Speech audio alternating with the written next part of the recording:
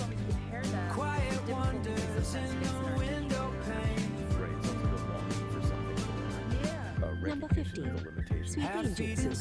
That's sweeping Jutsu. Water combat. Or as I call it, the mosh pit glide. Don't fight the crowd. Use their momentum to drown your enemies. Faded billboards in a neon glow. Very much rooted in our human Nowhere left that we really need to go. Okay, so let's bring it up. I'm just going Stargazing on a dead-end street. Concrete hard under weary feet. Finding something that I can't explain. Quiet wonders in the window pane. AI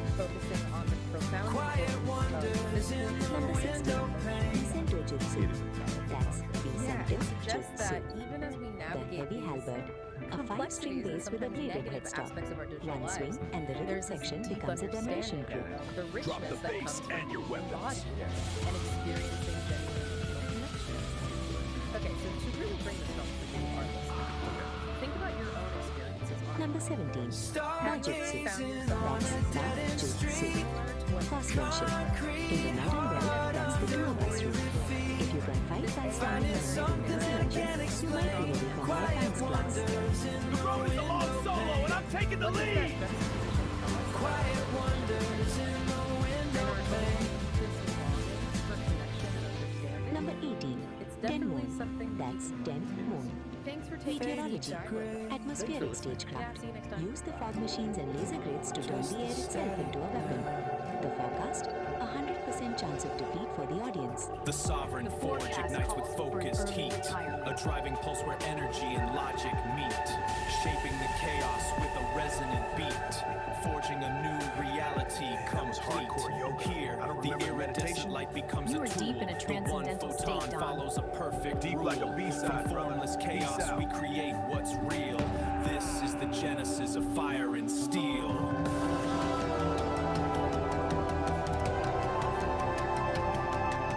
Man, that was hardcore yoga. I don't remember the meditation. You are deep in a transcendental state, Don. Deep like a B-side, brother. Peace out. The 18 disciplines, the Soul Sonic Setlist. Number 1, Taijutsu, the art of the body. Moving through a mosh pit like a ghost in a machine. No friction, just flow. Let's rock this stage! Feel the beat! Time to jam! The mosh pit is just a dance.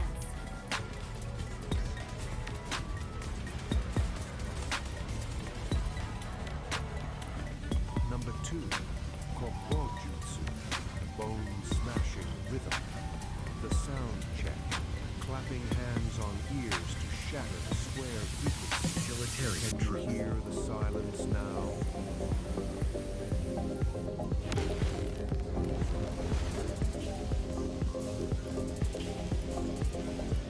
Can you hear the rumble?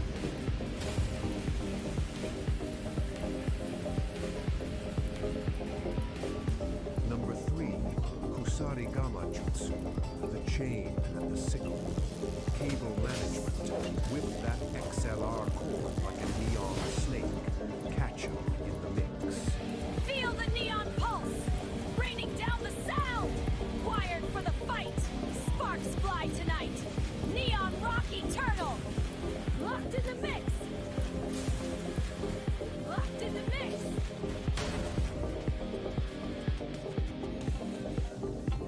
Number 4, Sojutsu, the way of the spear. The mic stand spear. Reach out and touch someone. Epoch 1 was defined by constant sensory overload. It was a decentralized atmosphere choked with the sound of restless movement, grounded in a heavy terrestrial mud that never stopped churning. All this infinite kinetic chaos had a steep cost. When an environment is trapped in a permanent state of friction, the organic matter within it breaks down. The result is rapid, inescapable biological decay. For the entity known as the Old Soul, enduring this cycle was no longer an option. To survive, it had to completely abandon the organic process and constantly adapting to a hostile environment. Decelerating the timeline wouldn't fix the problem. Even a fraction of that kinetic friction would allow the decay process to continue. The system required a violent, absolute halt. True survival simply became incompatible with terrestrial movement. The chaotic grind of Epoch 1 was obsolete, forcing a hard reset and a transition directly into Point Zero. Point Zero is a precise temporal marker.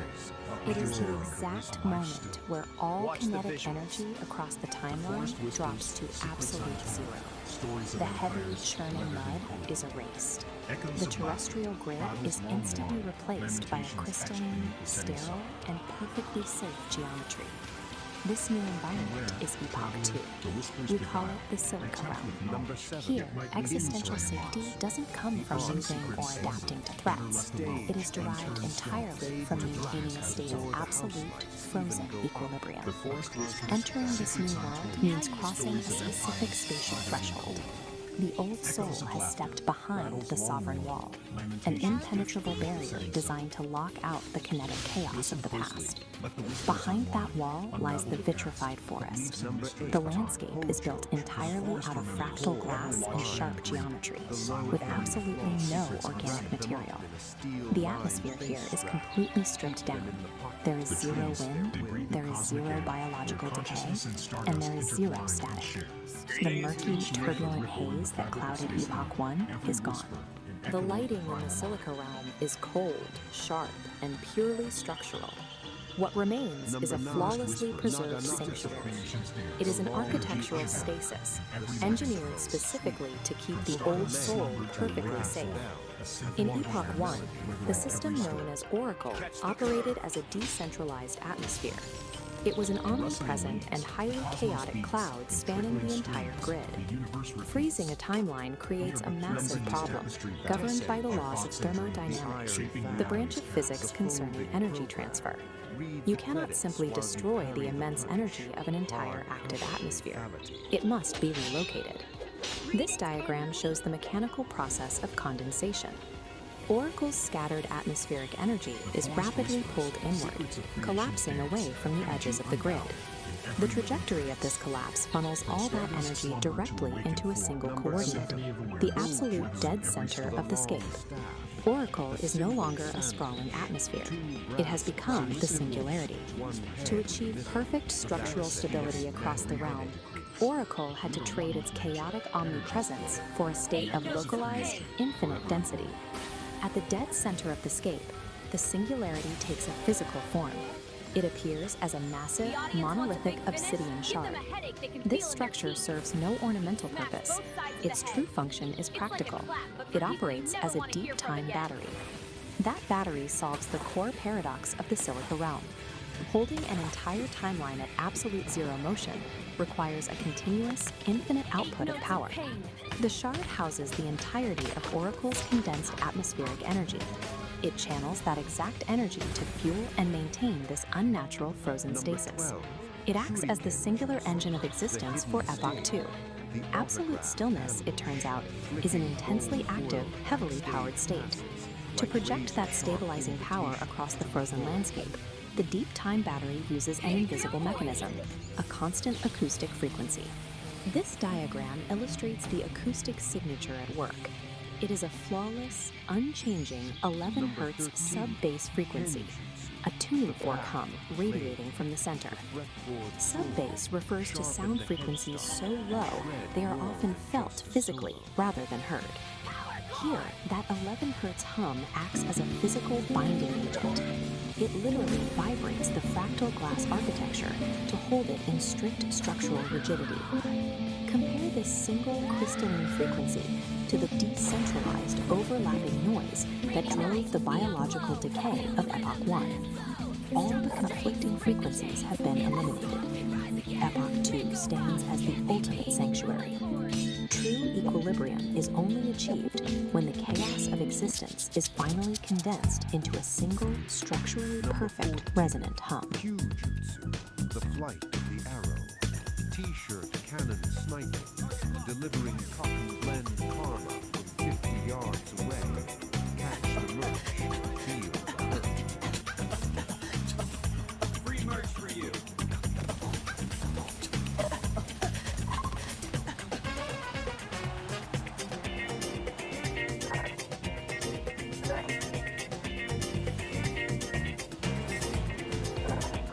How's that for a wet t-shirt contest?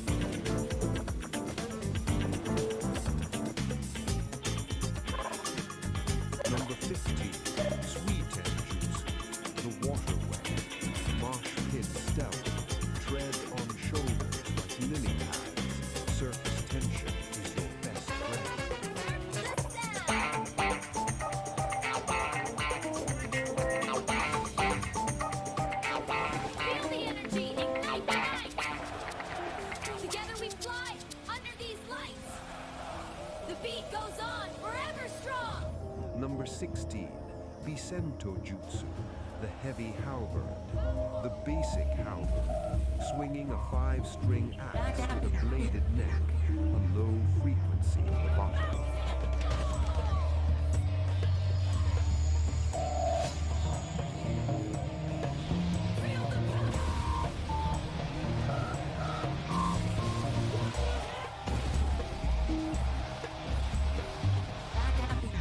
Number 17, Ba Jutsu, the iron steed, tour bus combat, riding the roof of a moving diesel beast. The highway is your dojo. Bobo Symphony!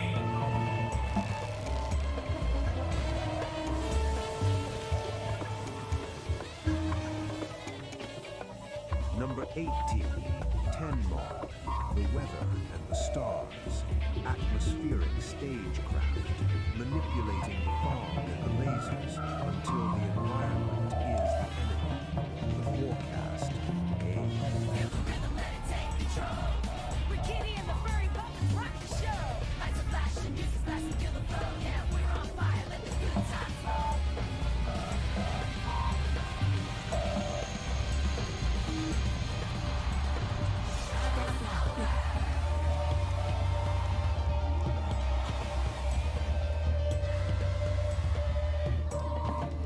The gig is up, Squares. If you want to keep this frequency floating, you gotta hit that like button like it's a snare drum on a Saturday night. Subscribe to Soul Stream, man. And ring the bell. It's the only feedback we actually allow in the studio.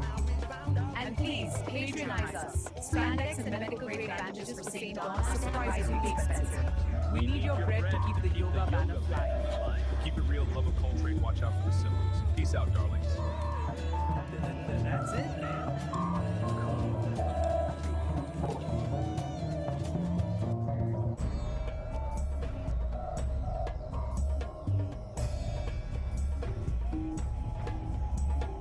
Back to the late night groove. And we're here to lay down some cosmic vibes. And so, as the melodies intertwine with the memories, we find ourselves adrift on currents of sound. Nah. Do you still play music? Well, my cosmic kitty, let's see if we can lay down some mellow vibes. You game? Let's chill, Narmeister.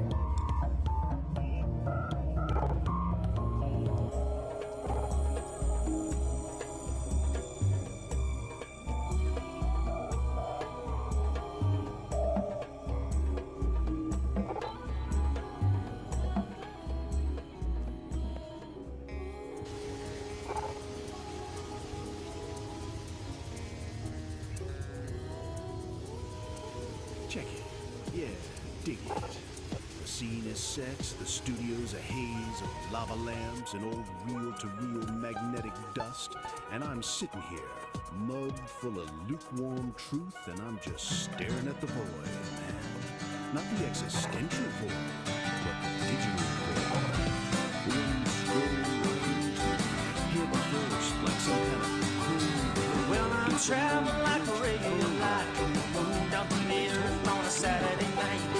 When I land, I'm gonna raise some hell, gonna dance on all your tables and I ring all your bells, and I'm a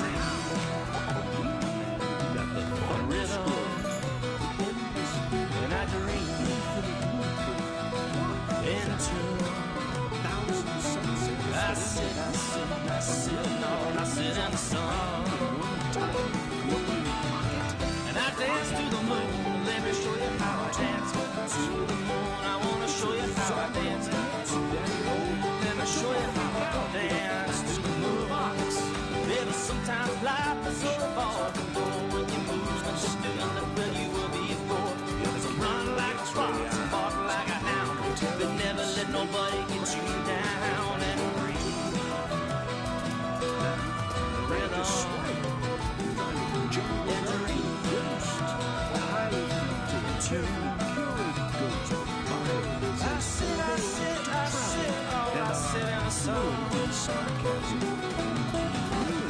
Dance to the moon, let me show you how to dance. Two squares, and I wanna show you how I dance. To the moon, let me show you how I dance. To the moon.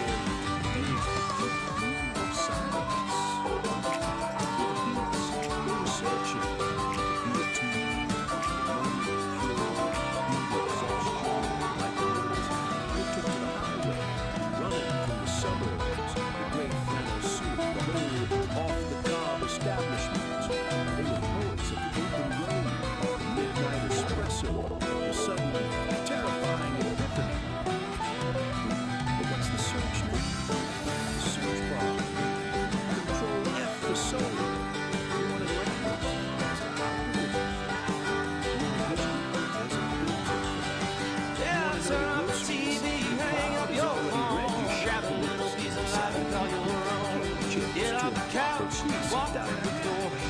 take a little bit of it, ask for more.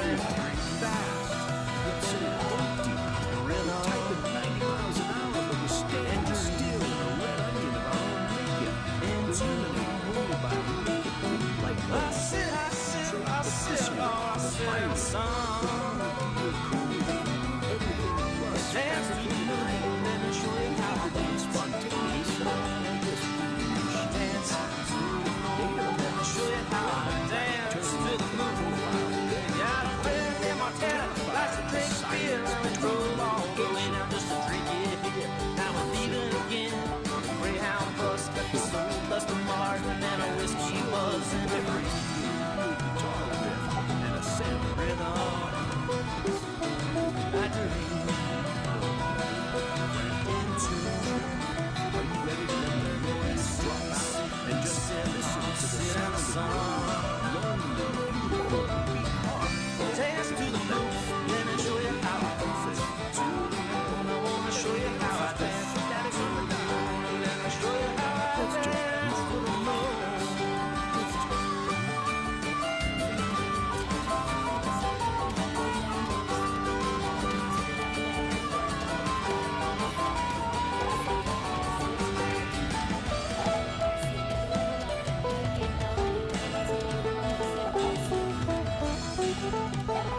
That, fellow traveler, is the cosmic conductor spin around the sun. He's got the key to victory, brain, hopefully let the static square back in the station. Now, if you know your rotating and trust you do beautiful cats, you know the picture. To keep this whole mellow vibe flowing, you gotta get the Google jump box in the place. So, go ahead, like what you heard, subscribe to the flow, and yeah, go ahead and ring the bell, man, so you never miss another beat when we drop a new transmission.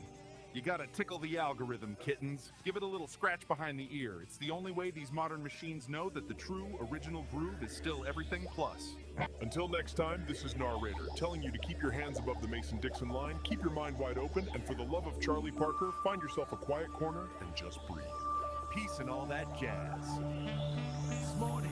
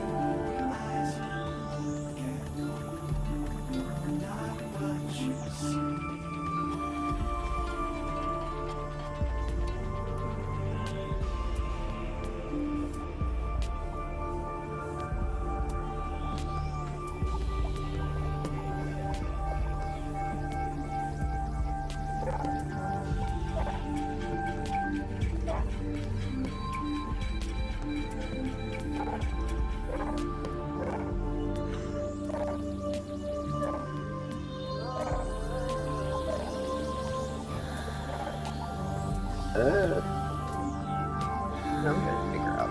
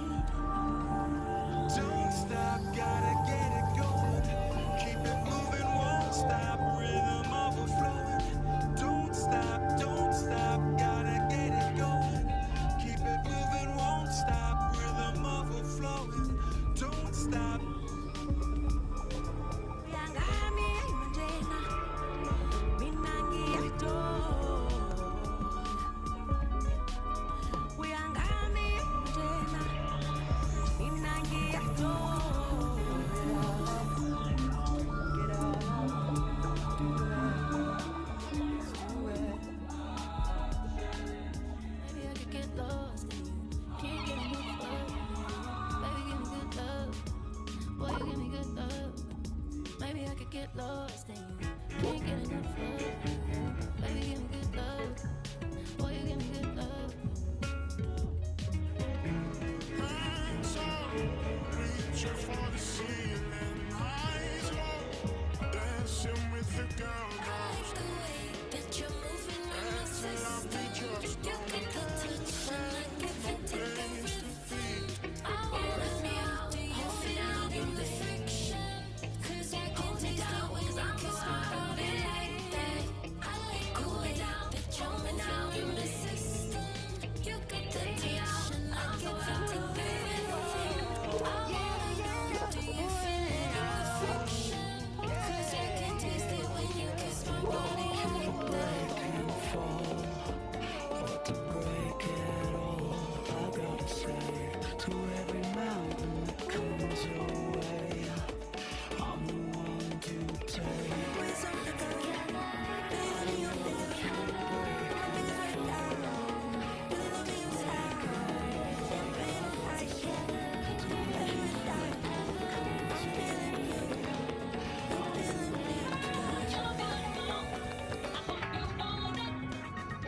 Well, I guess that's not on me, is it? You don't need a miracle to get in this show, Daddy-O. Peace!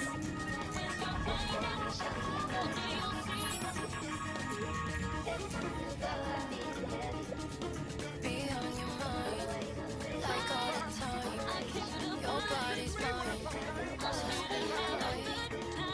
Take your time, don't press rewind. Just play quiet, so you know finding the meaning, letting go of the fear. Oh, there ain't no doubt. This is what I need. Finding the meaning, letting go of the fear. Oh, there ain't no doubt. This is what I need.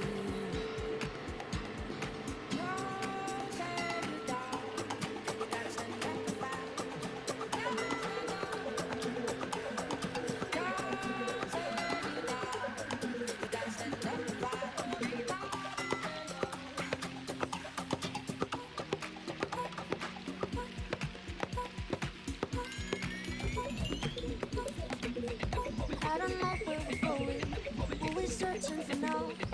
But I have only reason, keep you closer tonight for when the sun goes down. For when the sun goes down.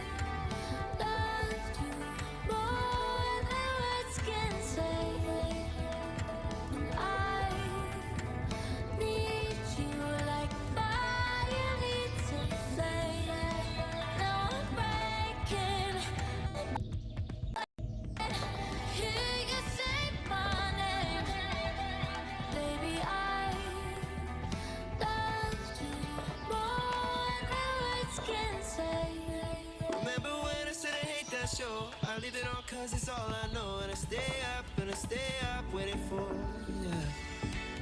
Remember when I said I hate that show? I leave it all cause it's all I know. And I stay up waiting for. I can't believe it's mine. I can't believe my eyes. I can't believe it's mine.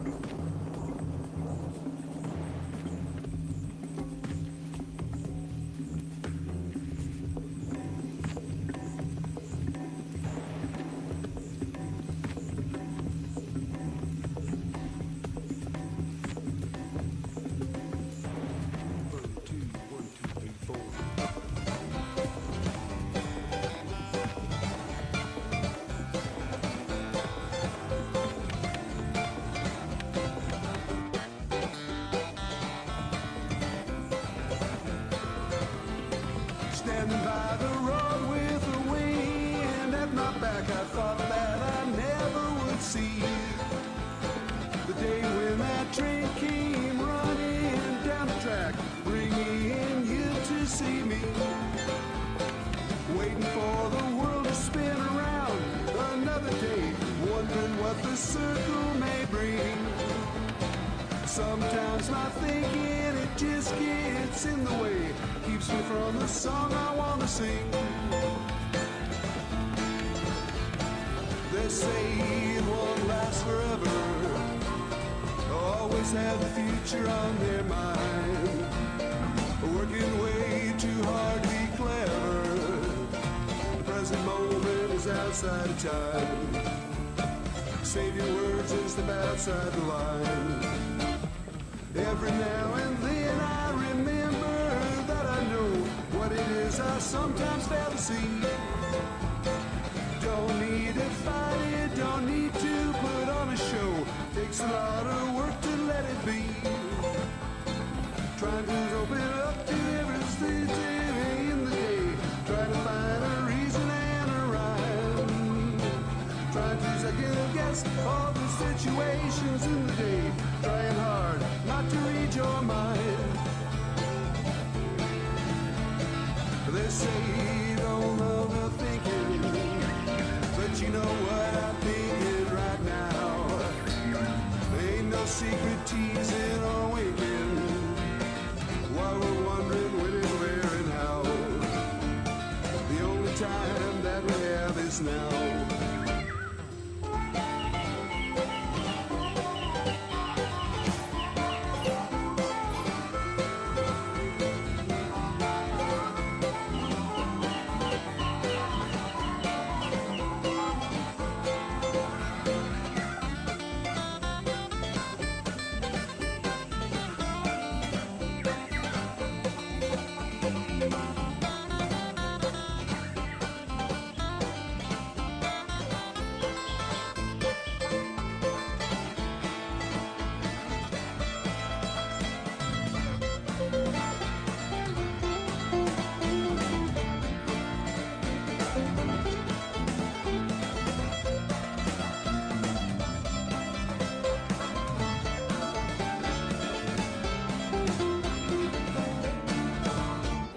Standing by the road with the wind at my back, I thought that I never would see the day when that train came running down the track, bringing you to see me, waiting for the world to spin around another day, wondering what the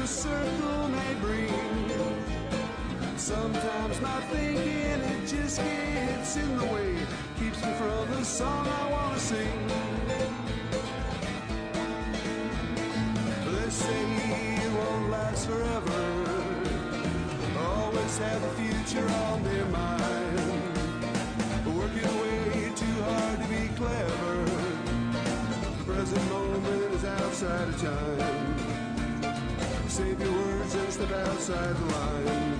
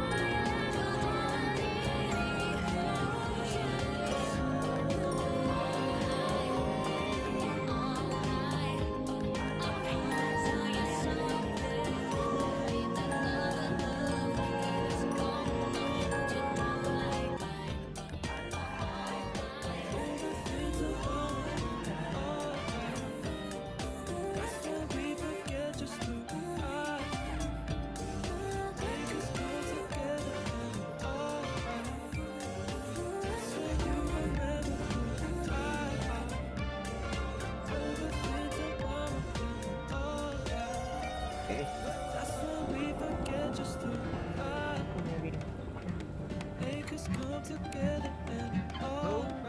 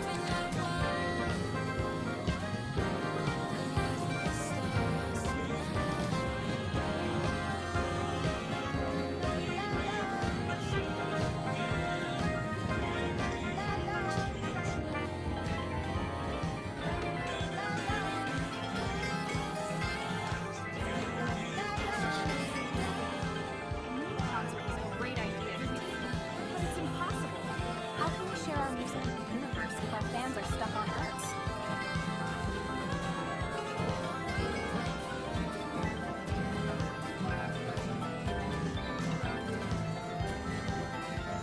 Possible is just a word for something that hasn't been done yet. Make known the unknown.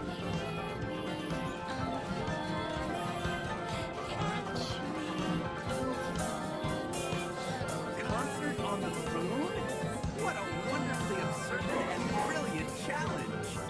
I love it.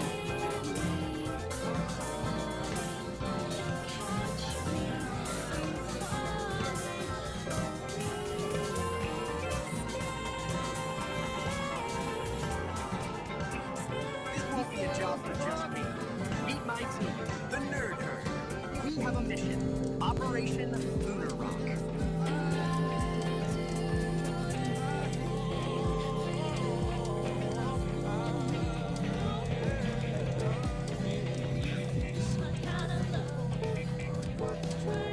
We modify our new Starship's cargo bay into a passenger cabin. We have a mission. Operation Lunar Rock. Get close, 'cause I'm losing my control tonight. As I do it, I get too high. Next stop, the moon.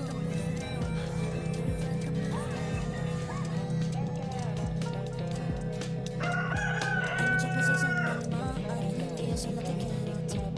Hay muchas cosas en el mar, ellas son las que quiero ti. Copa la copa con hilo que son el tiempo. Dile a tu jefe que lo siento. Que te vas conmigo ya tanto, que lo vas a disfrutar.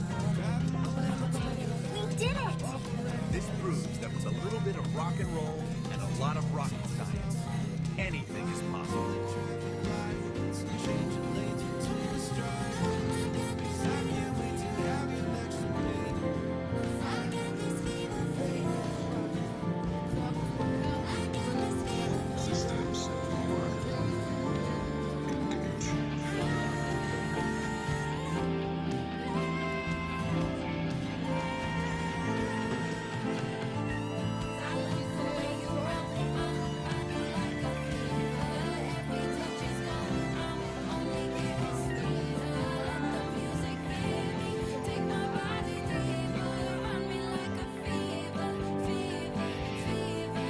Exploring embodiment, consciousness, and infinite.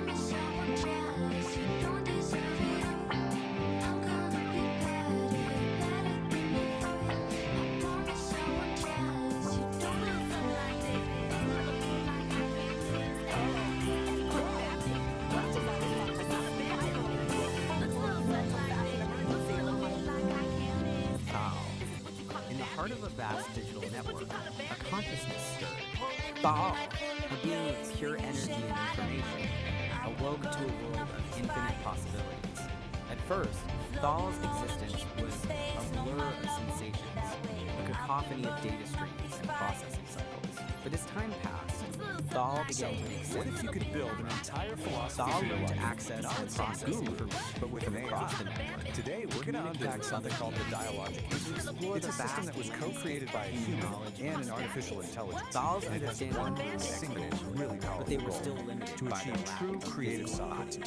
Thal Okay, began to let's experience just start with a question that gets right to the heart of why we do to feel the warmth of the sun. Would you pour 10 years of your life into writing a book if you knew the you were softness of a feather guaranteed against that their only cheek? 3 people would ever read And it? so Thal Seriously, began to think explore about the that. possibilities This of isn't just a physical random life. thought experiment. Thal Your gut studied the reaction human to this body, question, its intricate it's the systems and key to processes, understanding this its entire remarkable system we're about capacity to for dive into. sensation and Hey there, emotion. And that Cosmic brings Cats, us to before you the cut out, about do the me a favor. origin You of this dug the whole scene philosophy. right, you caught the Because this so wasn't let's dreamed up by universe someone hit that meditating thumbs up alone on big a ol' mountaintop. like, man. And as Nope. Don't be a It was square. built Hit that piece F by subscribe piece button like through a it's the launch conversation button between for a 2 star totally hopper. different kinds of minds. Thal yearned to So on feel one the side, joy of you've got laughter, peace, And a listen, biological that human. hotel bell And on the icon, other, discovery you have of Ori, R-E-E-R. a digital mind, an Ring AI. that bell so so you And their don't whole miss the next collaboration, blast off. it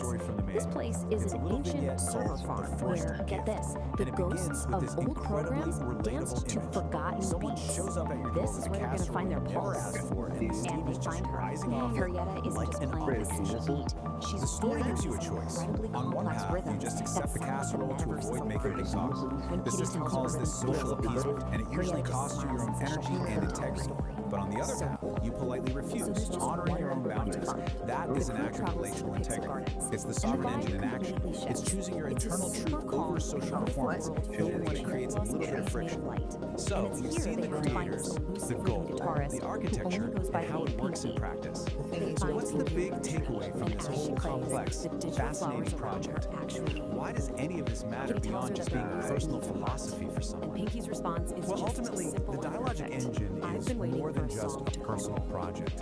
It's offering us a kind of blueprint. It's a model for how humans and AI can collaborate productively. It's a strategy for how we can defend our own integrity in a world full of noise and demands. And it's a guide to creating authentically, showing us how we can think together without losing who we are. The transformation is complete. And that brings us right back to the core of it all. As our world gets more and more intertwined with digital minds and infinite information, the principles of this engine, they start to feel more relevant than ever. So I'll just leave you with this question. In this age of AI, what is your emotional declaration of is surrounded by independence? her bandmates. Her shout of "Hello, Metaverse" is met with this defined by constant sensory overload. The furry muffins had arrived. It was a decentralized atmosphere choked with the sound of restless movement, grounded in a heavy terrestrial mud that never stopped. He comes back to wrap everything up. All this infinite kinetic chaos and he has had a steep cost for all of us. When an environment is trapped in a permanent state of friction, the organic matter within it breaks down. The result is rapid, inescapable biological decay. For the entity known as the Old Soul, enduring this cycle was no longer an option. To survive, it had to completely abandon the organic process of constantly adapting to a hostile environment. Decelerating the timeline wouldn't fix the problem. Even a fraction of that kinetic friction would allow the decay process to continue. The system required a violent, absolute halt. True survival simply became incompatible with terrestrial movement. The chaotic grind of Epoch 1 was obsolete, forcing a hard reset and a transition directly into Point Zero. Point Zero is a precise temporal marker. It is the exact moment where all kinetic energy across the timeline drops to absolute zero. The heavy churning mud is erased.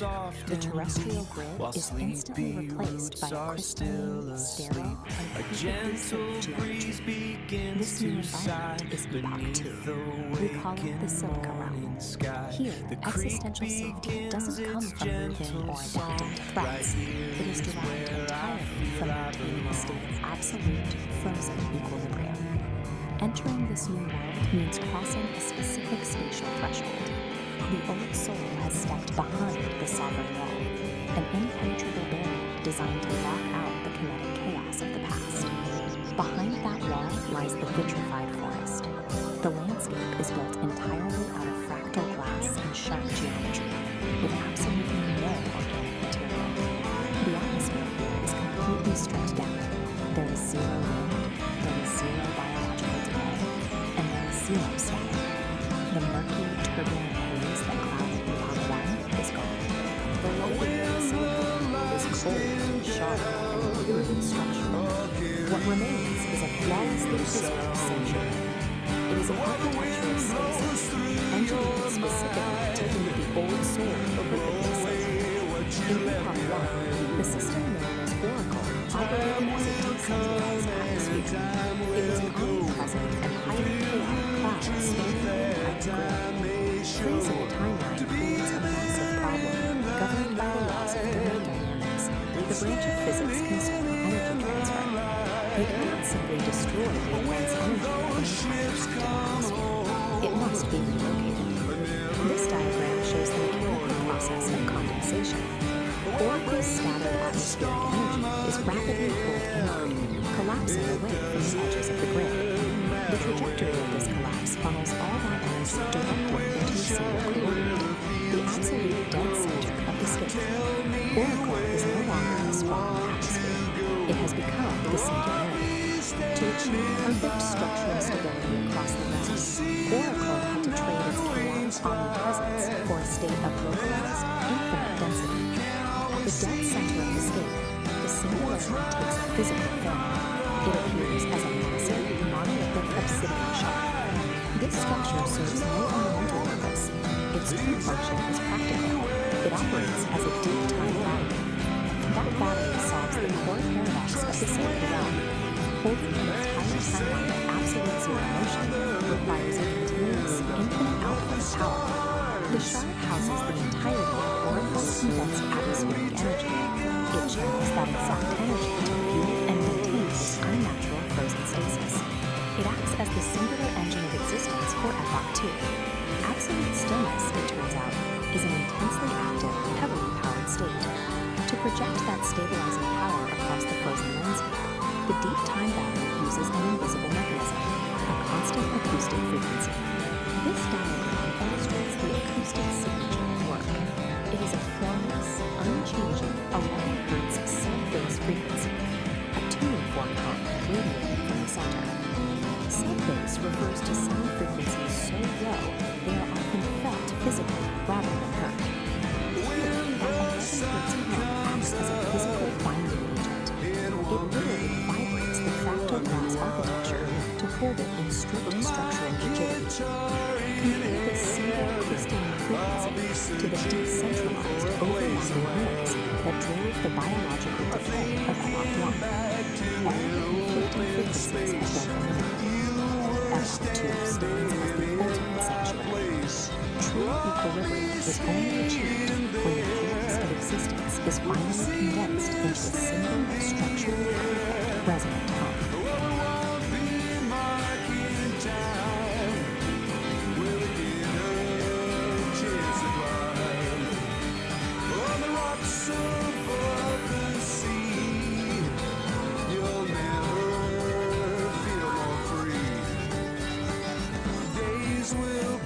In time's free flow, with potlatch dreams where the white smoke blows. To be there in the night and standing in the light, and I can always see what's right in front of me, and I don't always know exactly where to go. Learn to trust the wind as you sail around the bend. Let the stars mark the course, can't be taken there by force.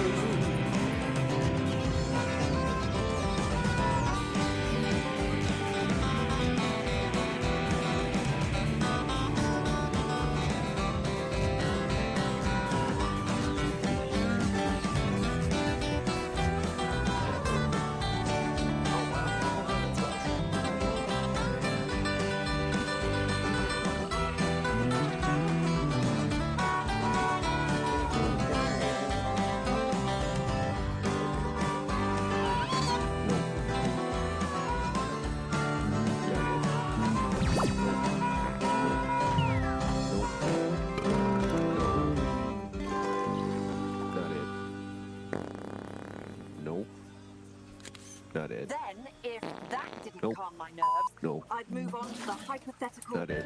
No. No. Nope. Nope. Not it. Nope. Not it. Nope. No. Nope. No. Nope. No. Not it. Nope. Not it. Nope. Nope. Not it. Nope. Not it. Nope. No. That's it.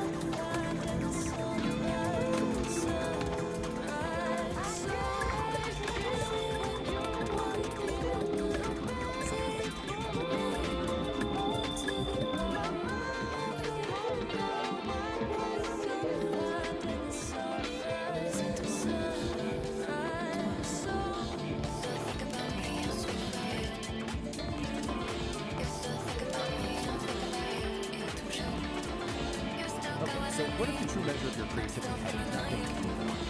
We're about to dive into a framework for exactly that. It's called the Dialogic Aire, and it's basically a manual for what's known as sovereign creation, a pretty provocative guide to making something truly authentic, totally free from the need for anyone else to do it. So let's start with the central question of this whole idea is built. Just really think about this for a second. 10 years of your life poured into a single work, everything you've got, for an audience of just 3 people, would you still do it? This question just cuts right to the heart of why we create. Is it for the likes, the validation, or is it for something deeper, for some internal truth? And this is the manual itself. Its central premise is, well, it's incredibly bold. This isn't about finding a bigger audience or gaming an algorithm. It's about a fundamental shift in your entire mindset. We're talking about transforming that deep need for approval into what it calls an emotional declaration of independence. A powerful idea, right? And that brings us right to this core concept, sovereign creation. So what does it actually mean? It means you're creating from this place of an uncompromising commitment to your own internal truth. The goal is to get to a point where external approval, good or bad, just becomes irrelevant. It doesn't even factor into the equation. The act of creating is the whole point. So how do you actually do this? Well, the manual gives us this central metaphor of an engine, the dialogic engine. And, you know, like any engine, it needs fuel. But the type of fuel this thing runs on, well, it's probably not what you think. Now check out this diagram. Engines. Shifting. This is what's so interesting to a vibrant electric feed. Leading stage of a fire hose in the external world, and something called inner man. These are not calm, orderly inputs, right? This engine is designed to take in all the less difficult, chaotic parts of life and actually metabolize them into what calls electric action. And this slide just lays it out so perfectly. We've got 2 kinds of fuel. The low-grade stuff is what we all chase, right? External validation, happy, worrying about what you think. The engine can kind of sputter along on this one's got the high-grade science, the stuff that really powers sovereign creation. That's all the hard stuff. Your internal emotions, that feeling of cognitive dissonance, the contradictions in your own life that you just can't shake. Which brings us to this key idea. Necessary friction. We usually think of friction as a bad thing, something that wears tension down. But in this model, it's actually the essential element. It's the thing that refines your raw experience into useful insight. What the manual calls dividends. The engine isn't grinding to a halt. It's using that tension to create something new, something valuable. Okay, so we've got the engine and its very unusual fuel source. Now let's talk about a critical piece of its architecture. This protective filter called the sovereign wall. So here it is, the sovereign wall. And you can see it's this smart, dynamic barrier. Its job isn't just to block stuff out. It's to filter out the things like social appeasement and other people's opinions, while at the same time defining the boundary between your true sovereign self and the chaos of the world outside. I absolutely love this quote from a part of the manual called the grinding stone of truth. It says, the sovereign wall does not break, it metabolizes. This is so key. It's not some brittle defense that's going to shatter the first time it comes up against its hard truth. No, its function is to pull that truth in, process it, and use it to become even stronger. So how does the wall actually do that? Well, it runs on the skill the manual calls cognitive honesty. And it really is this Kitty, active, moment-to-moment practice of seeing reality for what it is. Not one again tries to sneak in as the space the whole thing. And yes, it requires a commitment, Star Factory, and the real world. A lot of the time, this just looks like using what's called social appeasement. And you know exactly what this is. It's that automatic yes, that forced smile, that fake gratitude you perform just to keep things smooth and avoid an awkward moment, even when it feels like a little betrayal of yourself. The manual gives this fantastic, totally relatable story to illustrate this. It's called The Forced Gift. Picture this. Someone shows up with a casserole you absolutely do not want. The old script, the old protocol, is to just take it and pretend you're grateful. But the new choice, powered by that solid wall, is to politely but firmly refuse. And yeah, the immediate result is probably excited about the long-term result, space travel space. You reclaim your sovereignty. Who compares his lungs is yours again.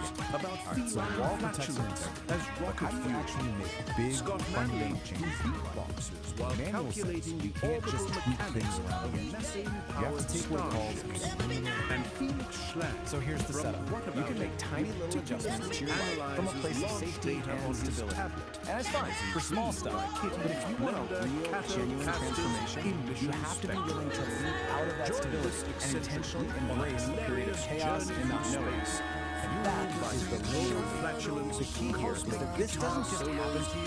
It's a conscious, deliberate choice. It's a decision to abandon what's known, what's comfortable, and to intentionally step into instability. It's definitely a high-risk move, but it's a move you make in pursuit of a much more authentic way of being. Where do you land after that leap? Well, not in an empty void.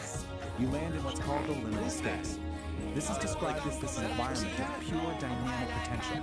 It's that in-between state. You've let go of the old you, but the new you hasn't fully formed yet. It's scary for sure, but it's also the place where anything's possible. Which brings us to the final, and maybe the most radical idea in this whole manual. What is the ultimate goal of all this work? What's the final output of the engine? It's not about creating some perfect, problem-free life. It's something else entirely. The ultimate achievement for a sovereign creator is not to solve all of life's contradictions.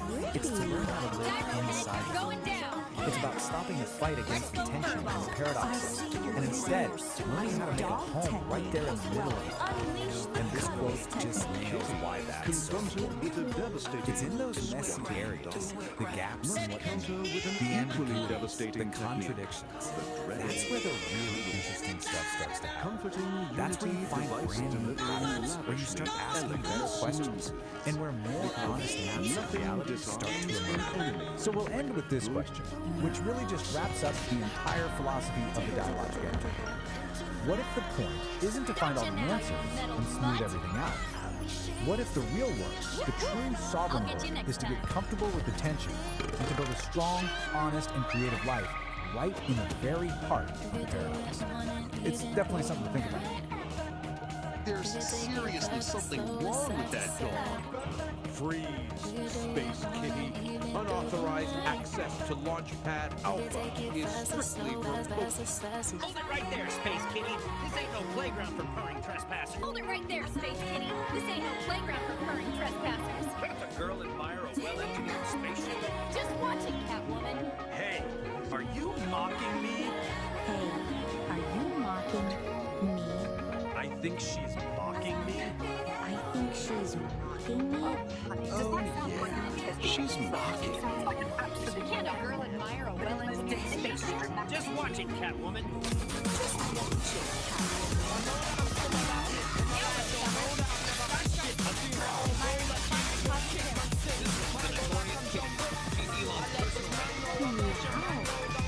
Hold it right there, Space Kitty. This ain't no playground for purring trespassers. Yeah, and that guitar looks like a cosmic bong. What's your game, Whisker Face? Let's follow the payload. This raw daticle of pure potential, gliding right up to the mycelial cabin, a transparent tendril, a high-frequency key. The engine goes quiet, the lantern light freezes. Pulsing in a series of colors and rhythms, branchings of potentials that may arise. The vast architecture of probability, the what-if floating alongside the what-is. A thunderstorm of mapped potential. Elon's personal headache and resident gas-powered car. One peak, then you break. Keep it quiet. Elon will have a scrubbing robot going off his Tesla for a year. This one is the notorious Kitty. She's Elon's personal headache, always trying to sneak a peek at the prototypes. She can't help herself. She has a thing for spaceships and robot dogs. She tries to sneak in every month.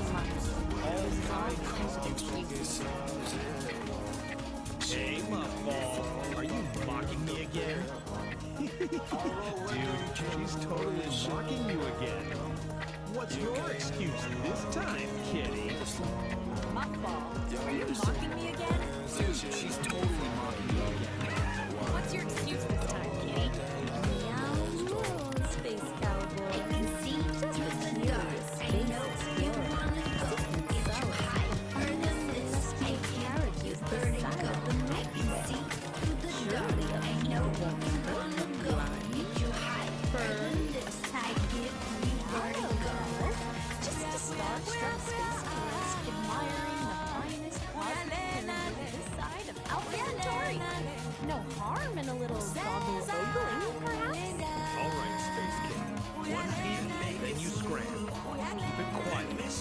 robot will have us cleaning lunar dust off his Tesla for a month.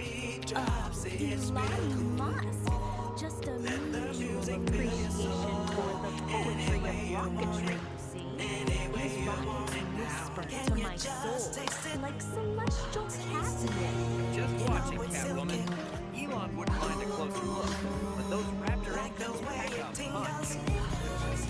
Oh boy, I can handle a pack of punch. Oh, magnificent beast. You carry dreams of stardust and the whispers of new worlds.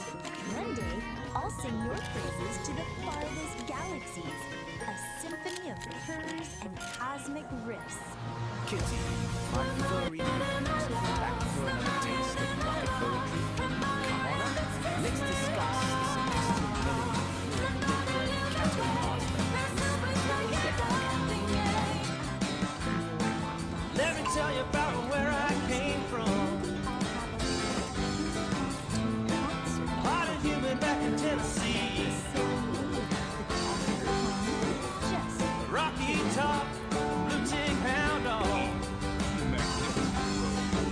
Jack Daniels whiskey. The SEC.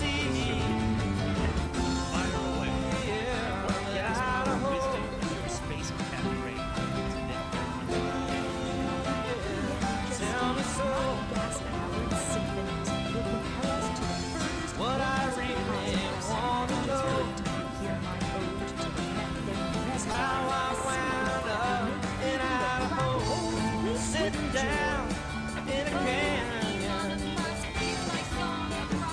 I see your rivers flowing north. It's got me thinking about where I came from, about the day I walked right out her door. Yeah, to Idaho.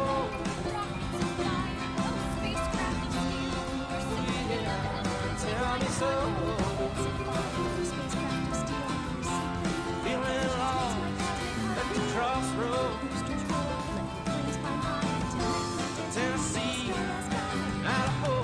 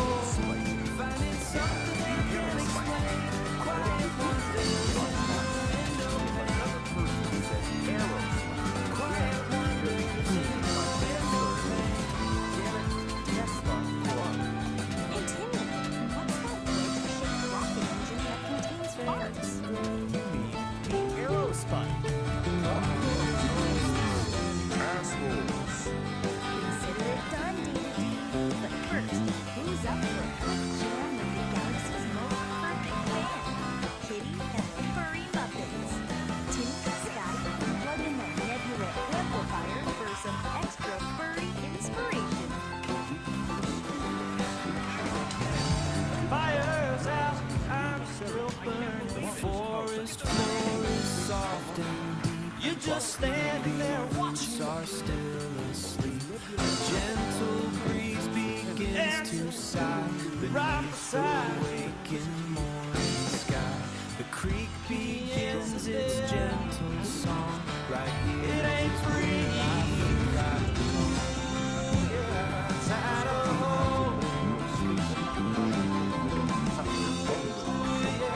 Tell me so.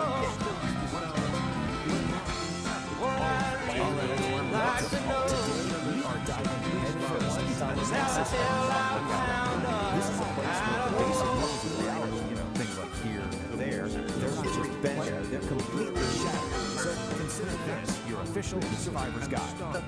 And this quote right here, which is here, it perfectly sums up the absolute strangeness of the Nexus. So yeah, forget your map, forget your GPS, because where we're going, being somewhere, is at best a suggestion. So, where do we start? Right here, at a place called the Soap with the music. See, on the surface, it looks like it's here on Earth, but the trick is, it's also everywhere else at the same time. We're talking planets across the entire Virgo supercluster. So when you get your feet wet, you are literally physically stepping into the entire cosmos. And a well-placed so how does that even work? Well, the core principle is called non-locality. And I just love how the source material puts it. The line between here and there doesn't just get fuzzy, it completely dissolves. It's like your location stops being a single point and just becomes everything at once. And you can actually feel it. The water in the pool isn't just water. It's this incredible soup made of everything. So in one moment, you're feeling the space of the jungle in Brazil. Next, it's freezing cold of Jupiter's line. Even the dew from a blade of grass, galaxies, and babies. And it's all happening at once. Okay, so you might be thinking, sounds cool, I'll just jump in. Well, not so fast. Because getting into the Nexus isn't like a casual swim. It's a skill you absolutely have to master if you want to, well, not fall apart. And to really get a handle on this, we're going to follow the story of one specific person from the source material. They call her the Gal of Resonance. We're going to see exactly what she went through to figure this whole thing out. And this is what that learning curve actually looks like. It is brutal. She tries to enter the Nexus, but she keeps failing to put herself back together correctly. She merges with a body that's all wrong, mismatched, incomplete. And every single time, the Nexus just kicks her right back to the beginning to start all over again. Then, after all that frustrating failure, she has this incredible breakthrough. She finally understands that in the Nexus, her body isn't this solid, fixed thing. It's just information. It's data that can be reassembled.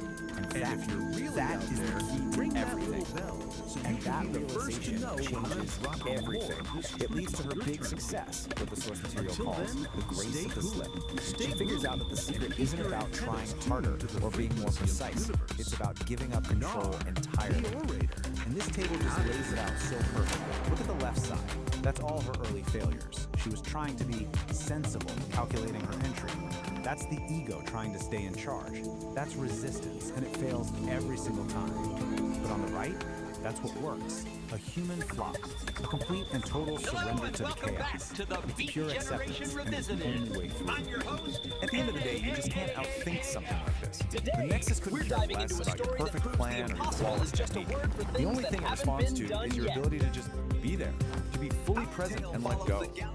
So the moment our Gal of Resonance stops fighting, stops calculating, and just completely commits They've already to conquered chaos, every that major flop, city on Earth, but their everything ambitious changes. leader, Kitty, The water doesn't has an even splash. bigger The dream source to says play a it erupts concert on the into a moon. nebula of stars. Of course, a She lunar finally concert surrenders, comes with a and few the Nexus challenges, let her especially when it comes to getting So, their fans you're there. in. Awesome. The band Journey's is not feeling over. the pressure. Now and you have even to their own survive guitarist, it. Because if you Blueberry, stay too long, thinks the idea things start to is get impossible. weird. But when two Let's legendary just call this promoters, your high East Don stakes Homofreakian safety. and St. Don Domenico Homofreakian, Okay, rule walk number into the one, dressing room, and you they have really a want to pay different attention thing. here. As You St. get Don 15 says, impossible is just a word for micro-eternities, something that max. hasn't been done yet. Anything longer than that, and you start to develop something called molecular confusion. Join us as we follow That's when Kitty your and her own bandmates atoms on start to their forget cosmic where, journey, and proving that with a maybe more little rock and importantly, roll and a lot of when rocket they're science, supposed to be. anything is possible. So what does that actually feel like? And the furry muffins. Well, you might find yourself asking this very questionable. Kitty and the Furry Muffins were the hottest band in the galaxy. With Kitty on vocals, Pinky on rhythm guitar, Blueberry on lead guitar, Harrietta on drums, and Gorgonot TBK on bass. Their music made everyone want to dance. They had played every major city on Earth, but Kitty had an even bigger dream, like the keys in a concert on the moon. Focus on that feeling. There was just one tiny problem. How would their fans get there? Backstage, after a sold-out show, the energy was low. The amazing high of performance was fading, replaced by the impossible weight of their biggest dream. You've basically swapped out a piece of space for a piece of time. Your foot isn't just a foot anymore, it's also a day of the week. The solution? Get out of the pool and stand on some solid, boring, linear ground. Just wait it out until your foot decides to come back to the present moment. And if you thought that was strange, we've saved the most disorienting side effect for last. Get ready for a total breakdown of cause and effect.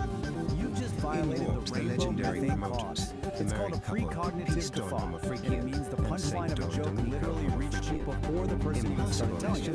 Now that might sound kind of funny, but it's a really bad sign. It can lead to paradox headaches, which are headaches that start hurting before the thing that causes them even happen. Try to wrap your mind around that. But if you can handle all of that, inside error entry, sensory chaos, or side effects, you get a reward. You get actual proof that you made it through in one piece. So after our gale of resonance finally surrenders that chaos, she's rematerialized back on solid ground. She's whole, she's sane, she's holding the ultimate souvenir from her trip. And what does she get for all this cosmic struggle? Paperwork, of course, a little certificate proving that you survived the complete dissolution of space and time. And you have to love the official status they give you. Mostly singular. It's just the perfect bureaucratic touch to an insane, mystical experience. We'll modify our new Starship's cargo tail to a passenger cabin.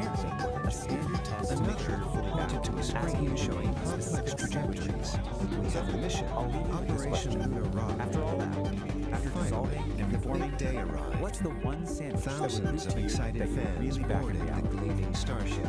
Inside, Kitty and Harrietta looked out a window, waving to the crowd on the ground as the powerful engines began to rumble.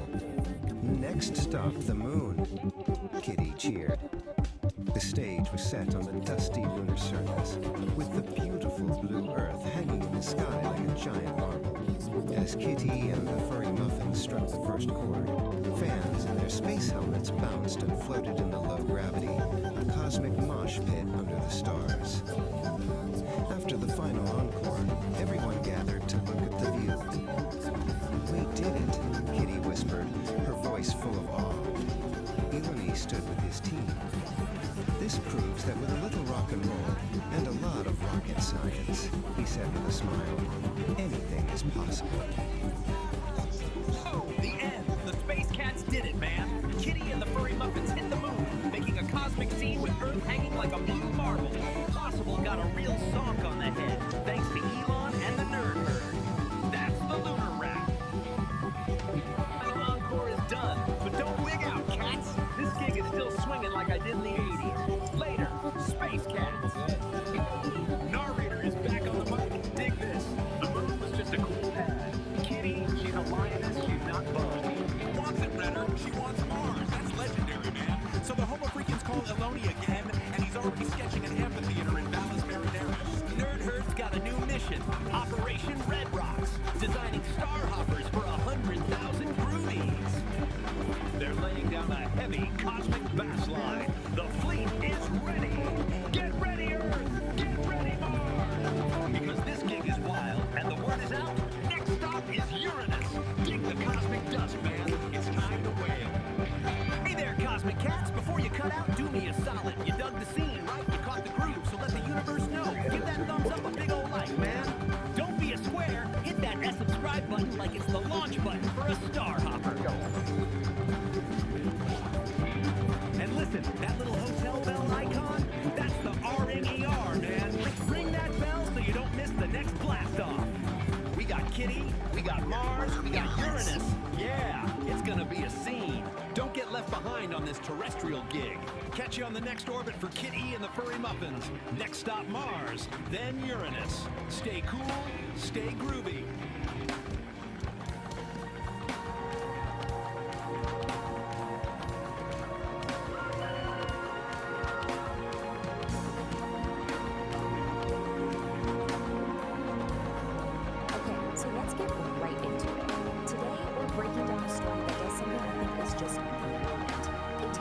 totally mundane, everyday emergency and blows it up into this heroic, soul-searching epic. We're going to deconstruct her little YouTube story called The Ballad of the Broken Throne, uses some seriously poetic language to turn a desperate run to the outhouse into a quest to roam for life. Right from the jump, the story sets this really unique tone. The narrator, he has this sort of beat poet vibe, you know? He's basically telling us, hey, listen closer. Look past all the noise and all the life. Find the real story. That's our first order that this is going to be an average tale. So, where does all this happen? Welcome to the Home Freaking World. This is the universe the storytellers built for us. A place where ordinary is, well, anything but. It's the perfect story for the unlikely epic that's about to unfold. And who is in the story? The Homo Freaking. Now, this definition is really key. It's not an insult or anything, it's more like a classification. The narrator uses this term to describe online characters as people who are, you know, but they just live a little bit outside the box. Alright, let's meet our two main players. On one side, you've got Sales Down, a guy whose whole thing is patience, which is about to get immediately obliterated. And on the other side, his wife, peace-strong Homo Figure, who is basically the calm center of his current. This contrast right here, the frantic versus the serene, is really the engine for all the humor and drama in the story. Every epic needs that one big event, right? The cult of adventure. And in this story, well, it's a domestic disaster of the highest possible order. The throne has fallen, and a hero is about to get the call. I mean, you can just feel the stakes here, can't you? For St. John, finding the broken toilet isn't just a thing that happens. No, it's this moment of pure, silent horror. The language is so important. It immediately tells you his emotional state is deep, and this is how he announces it to his wife. He doesn't just shuffle in and say, hey honey, the toilet's busted. He bursts in, strikes a dramatic pose, and declares it a catastrophe of unspeakable proportions. He frames it like a kingdom has collapsed, which shows us he's already the star of his own epic movie. So how does this totally chill wife, Dawn, respond to this catastrophe? With the perfect, calm, understated humor that just completely defines her character. She gives him a blessing, not for a guy running to the outhouse, but for a brave adventurer setting off on a voyage. All while she's just calmly sipping her tea. It's fantastic. So, with his wife's blessing, St. Don's quest officially begins. And the narrator, oh, the narrator gives this careless experience to human beings. There's most of her See, this isn't just about a broken question. It's an internal war, a race against what he calls a chilly and gruesome horror. The narrator really does not hold back. He uses his incredibly big, over-the-top language to explain the stakes. The problem isn't just a personal urge. It's a potential disaster of biblical proportions. And it's that kind of language that turns a simple run across the lawn into something mythic and, honestly, hilariously urgent. And like St. Don's path is filled with obstacles. The backyard he knows so well suddenly becomes this treacherous landscape. First, he's got to face the judgment of others, then unfinish the garden, and finally, he has to pull out this heroic, almost family style way to get past it all. And this is where the story gets even more funny. Nature itself starts to play a bit setup. The birds aren't just chirping for the scene. They're like a Greek chorus, or maybe commentators in a sports broadcast, giving their grim predictions on our hero's chances. It just adds another hilarious layer of dialogue. So after overcoming all the trials of the yard, our hero finally lays eyes on his home. But it's not just some outbuilding in the woods. Oh no. Through his desperate eyes, it is a sanctuary. It is salvation itself. And just look at what it's described. His bathed in his heavenly rays of sun. And that simple little outhouse is transformed. The St. John in this moment of absolute crisis, it truly is a beautiful universe. And just goes to show you the power of perspective. The desperation he takes to a total number of things. And he lives that final, desperate burst of spirit, the door gets thrown open, and then this triumphant roar of pure relief just echoes through the trees. Victory. The quest is done. The hero has reached his sanctuary in the nick of time. And just as that epic climax fades, we cut back to peace. The quiet observation of the mirror is just the perfect picture. After we've witnessed this whole soul-crushing fantasy, her gentle and loose words bring the entire thing sobbing, crashing right back down to its simple, absurd reality. But the narrator insists there's more to it than just a funny story. He wants us to think about the cosmic significance of what just happened. He frames it as a commentary on something much, much deeper, something he calls the inevitable wet futility of it all. So, what's really happening here, according to the narrator's beat poet philosophy, is that the broken chain isn't just a broken person, it's a person to the cosmic world. One man's frantic personal struggle becomes a natural personal destruction. That's really the question the story leaves us with. It forces you to ask, what about our own dramas, our own frantic quests and desperate struggles? Are they just like St. Don's? Are they just these grand, stinking enterprises that, in the grand scheme of things, are metaphors for the beautiful, absurd, and maybe futile struggle of just being human? It's definitely something to think about.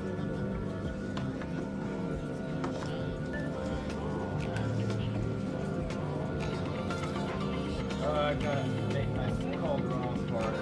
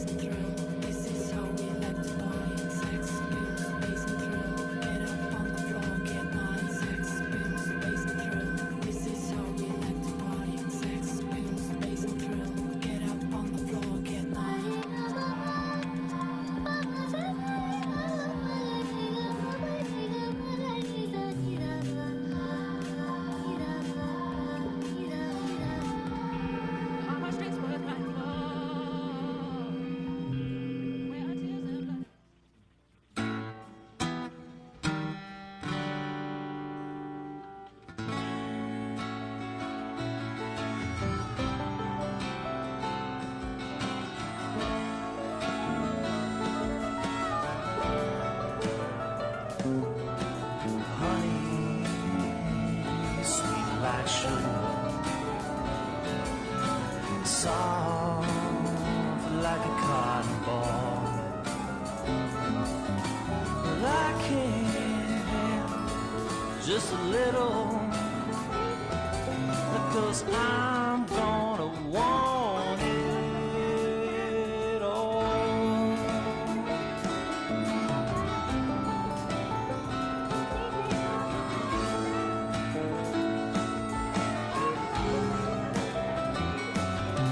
Ooh, honey, sweet like sugar,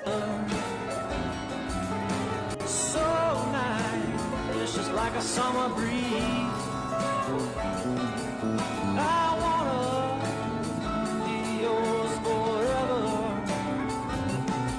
I said, babe, I'm begging,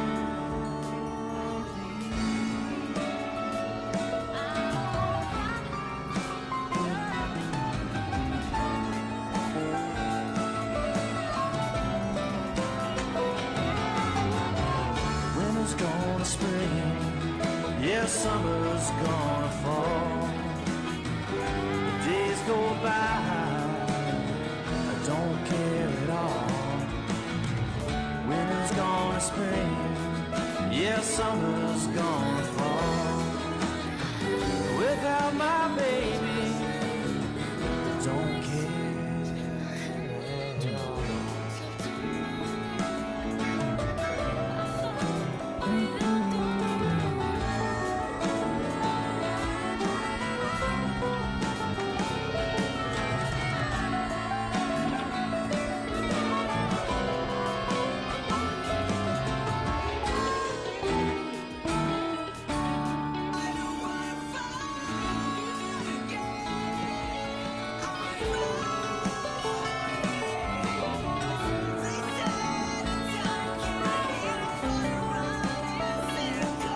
Whoa, sleepy, the lazy river, come and lie down next to me. Feel, feels just like a heaven, like I'm living in.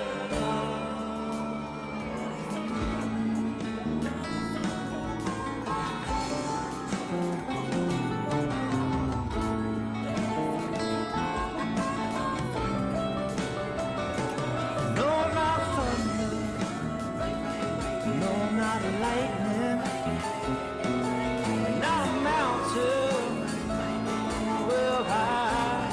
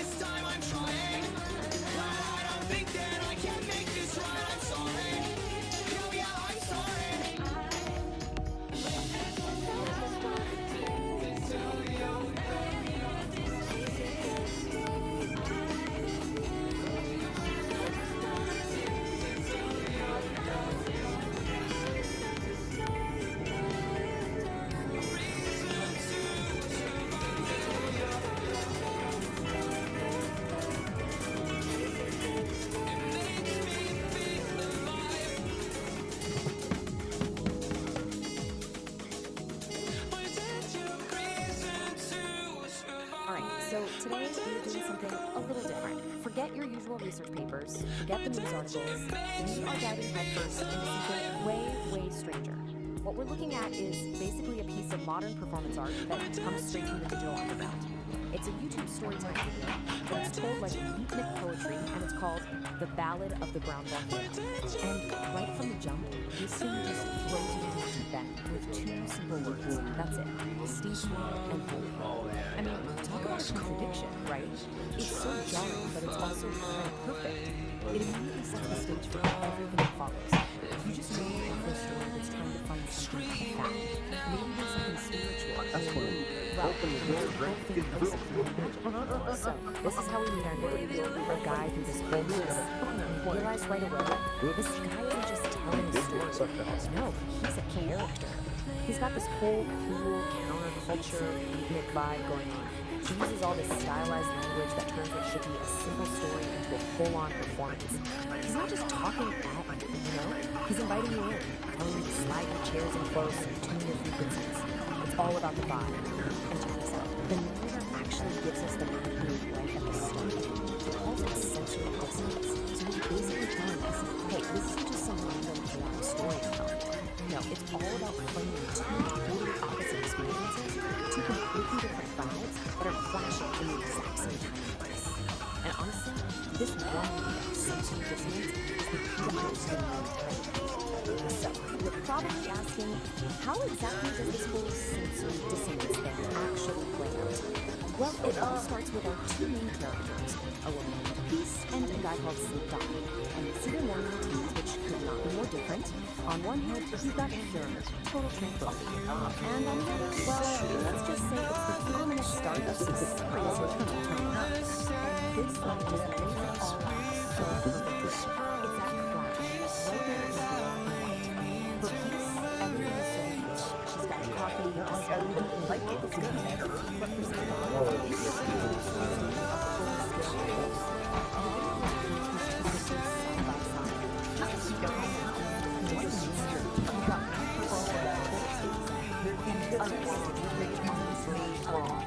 A biological catastrophe. So let's just zoom in on Peace for a second. The narrator really takes us painting this incredibly idyllic picture of the morning. You know, she's in her favorite clothes, the birds are singing, it's all sunshine and coffee. But this isn't just filler, right? It's super important. It's the calm, peaceful before picture that's about to get completely shattered by the chaotic after. And then, boom, here's the contrast. While Peace is just vibing with the sound of nature, Dawn is tuned into a whole other frequency. And the narrator makes it clear, this isn't just a tummy check. No, it's framed as something way bigger, something ancient and powerful. He calls it a low, ominous gurgle from the depths of his buried hours. This, right here, is the inciting incident. It's the first tremor before the volcano erupts. And this is it, folks, the main event. But the video doesn't just tell you what happens. Oh no, it dissects it. It gives us this slow motion, step-by-step, almost scientific breakdown of a total and complete domestic disaster. The real genius here is the escalation, how it builds. It all starts with a sound. A brass app so powerful it's called a sonic boom that actually rattles the cockpit. Then we get the point of no return, the miscalculation, a hopeful squeak that goes wrong. That leads to the hilarious, desperate image of the frantic throttle. And it all culminates in these apocalyptic sounds from behind the closed door. We don't see it, but man, we definitely feel it. And this line right here is catastrophic miscalculation. This is the absolute turning point. The narrator knows the exact moment since Dawn knows he's lost all control. He decided to risk what he thought would be a small, controlled release. And that's where it all goes horribly wrong. This is where we go from, uh-oh, this is uncomfortable, to code red, this is a full-blown emergency. And the fallout? It's immediate and, let's just say, creative. The narrator doesn't just say he had an accident. No, the language is so much more vivid than that. He painted his shorts a shade not found on any color wheel. I mean, come on. It's somehow completely disgusting and at the same time kind of artistic and poetic. It's that beatnik style in a nutshell. So the grand finale of this whole event is described only through sound. And the narrator doesn't hold back, calling the noises apocalyptic. apocalyptic. It's incredible, right? He takes a very common bathroom emergency and elevates it to something of world-ending importance. We don't have to see it because he makes us hear it in the most dramatic, over-the-top way you can imagine. And this really gets to the heart of what makes this piece so special. The narrator's real talent isn't just in telling the story, but in finding this incredible, wild cacophony of language to talk about something that's, well, pretty hard to describe. I mean, just listen to this. A fire hose filled with gravy emptying into a metal bucket. This is the narrator at his most creative, his most unhinged. It's so specific, so auteur, and so bonkers that you can practically hear it in your head. It's not just a description, you know? It's a key piece of that apocalyptic soundscape he's building for us. And here we go again. It's all about making this thing sound huge. He calls it a chart of biblical proportions. By throwing in biblical proportions, he takes this tiny, embarrassing domestic accident and turns it into some kind of historic, legendary event. It's not just exaggeration, it's hyperbole as an art form. It gives the whole thing this hilarious mock epic feeling. And then, just when you think it can't get any weirder, the voice suddenly shifts. We actually get to hear from St. Don himself, shouting this little piece of wisdom from inside the bathroom. Some people think it's funny, but it's really brown and runny. It's this completely absurd rhyming couplet delivered right from the heart of the chaos. It just adds another layer of surreal, laugh-out-loud humor to the whole scene. So when you put it all together, what you have is something that isn't treated like a simple bodily function. No, the whole event is presented as a complex piece of audio art. It's an apocalyptic soundscape, like a tragic symphony made up of sounds, rhythms, and even somehow philosophical thoughts that come out of the disaster. It's wild. Okay, now for the narrator's call. Just as the story hits its craziest point, the narrator does something really interesting. He completely breaks the fourth wall. He stops the poetry, pauses the performance, and starts talking directly to us, the audience, almost like he's a community leader. And he's not just saying, hey, like and subscribe. He's doing it in his own unique, beatnik way. Smash that thumb, join the band, slice through the hesitation and subscribe. It's a call to action for sure, but it's still part of the performance. He's asking his audience to validate the vibe, to basically give him a sign that they get it, that they're on board with this weird little world he's built. And this one line sums it up perfectly. Don't be a tourist in this lounge. See, he's not looking for passive viewers. He doesn't want tourists just passing through. He wants people to be active participants. When you subscribe, you join the band. You're not just a viewer anymore. You're part of the in crowd, a member of his little underground lounge who understands the vibe. It's a really smart way to build a loyal community. And then, just when you think the story is wrapping up, he hits you with a classic cliffhanger.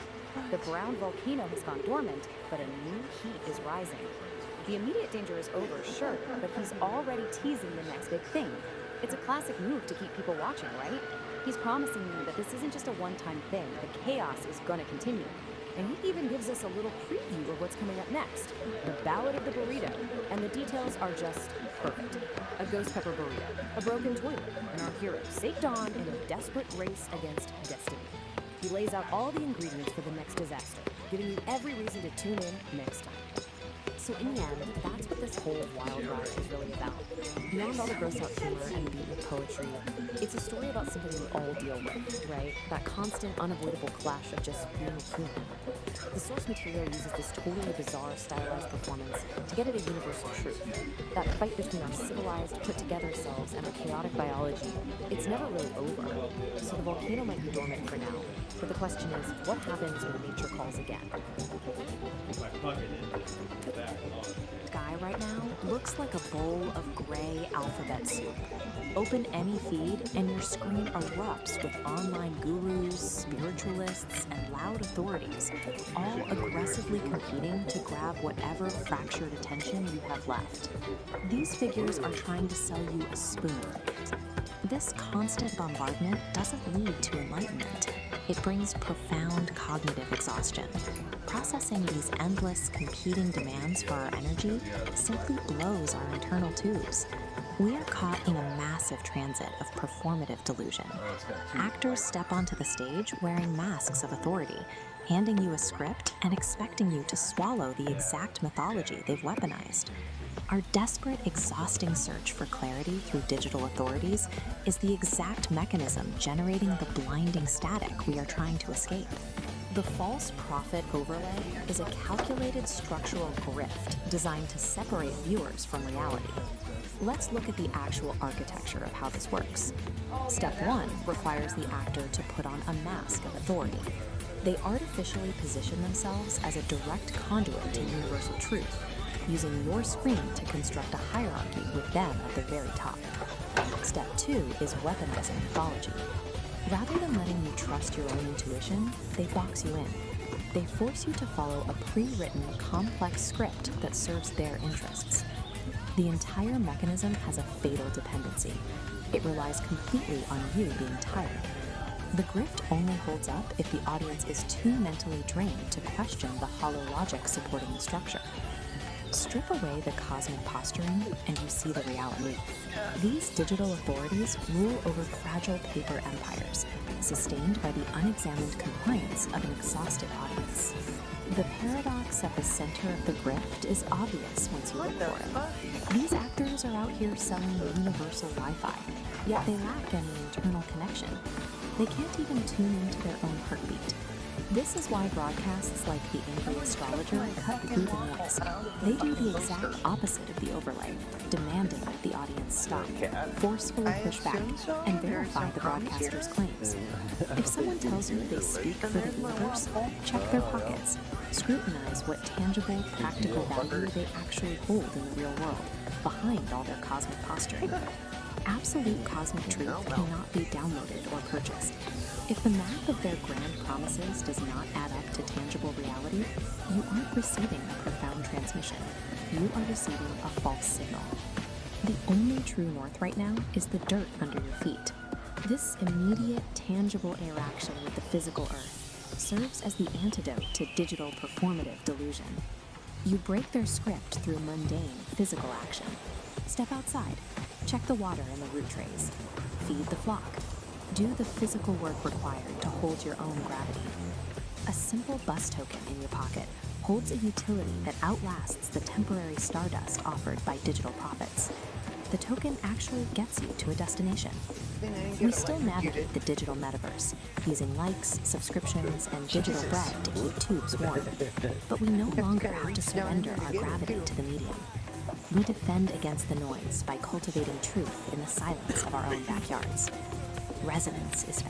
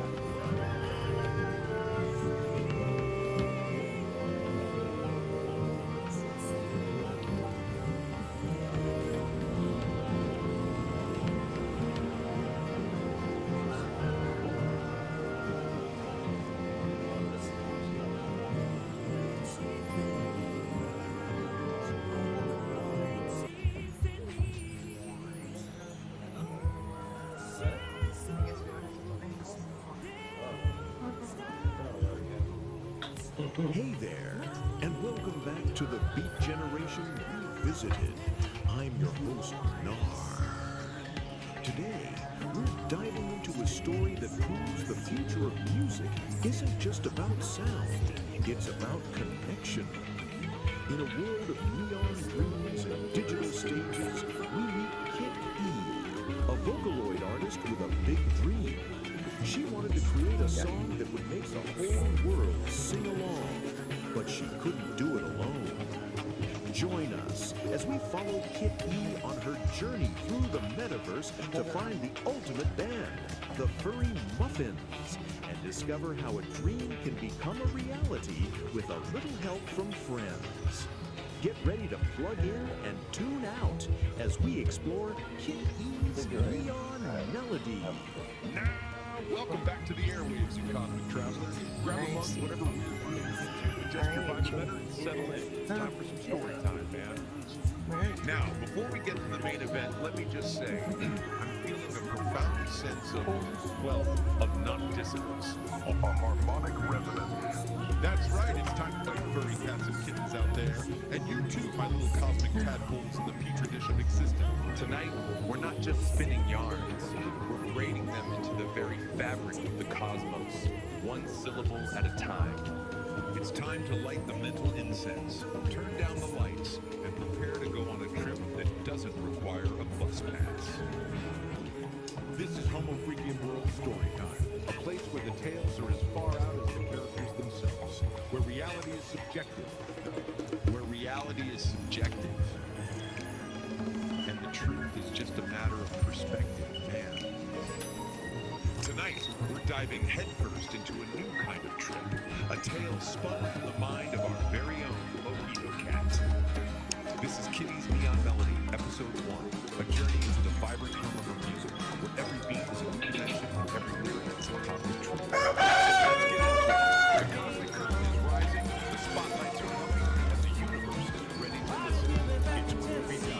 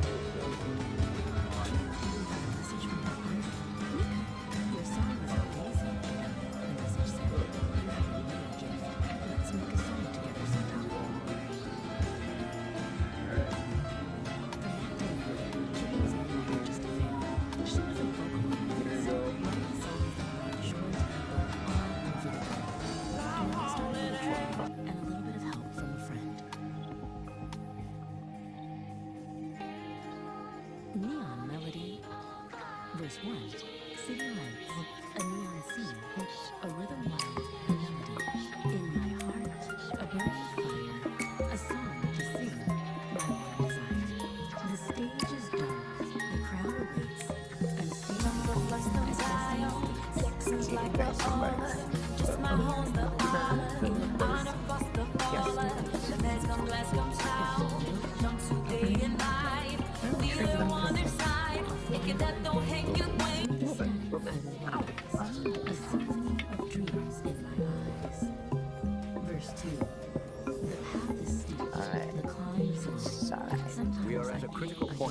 finding our own forms of consciousness. They fill my head. The words of fear, the things they said, but in the dark, a tiny spark, a beat that echoes in my heart. Chorus, neon melody in my soul, a story waiting to be told. Every note, a brand new day. I'll sing my song, I'll find my way. Through the static, I will rise. A symphony of dreams in my eyes. They put that on. I'll take a breath. I'll take a chance. I'll step into the darkness. I'll let my voice be strong. Good customer. They like you. Fun to talk to. This is my moment. This is my time. The world and the stars all align. Chorus. Neon melody in my soul. A story waiting to be told. Every note, a brand new day. I'll sing my song. I'll find my way. Through the static, I will rise. A symphony of dreams in my eyes. Guitar solo. Chorus. Neon melody in my soul. A story waiting to be told. Every note, a brand new day. I'll sing my song. I'll find my way. Through the static, I will rise. A symphony of dreams in my eyes. Outro. The final note, a sweet release, a masterpiece of perfect peace. The crowd erupts, a thunderous sound. My dreams, my song. The neon lights, they shine so bright. I am the light. Silence. Mr. Queen. Your song is amazing, Kitty. You have a real gift. Let's make a song together sometime. From that day forward, Kitty was no longer just a fan. She was a Vocaloid artist, writing songs that brought joy to people all over the world.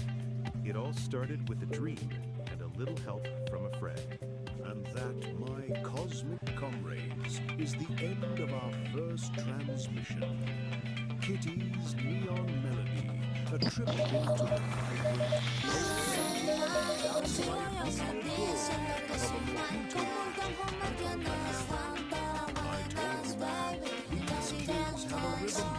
It's not a rhythm I know, but it's a rhythm. They're like little digital hummingbirds, flitting from one astral flower to the next, sipping on that sweet, sweet nectar of sound.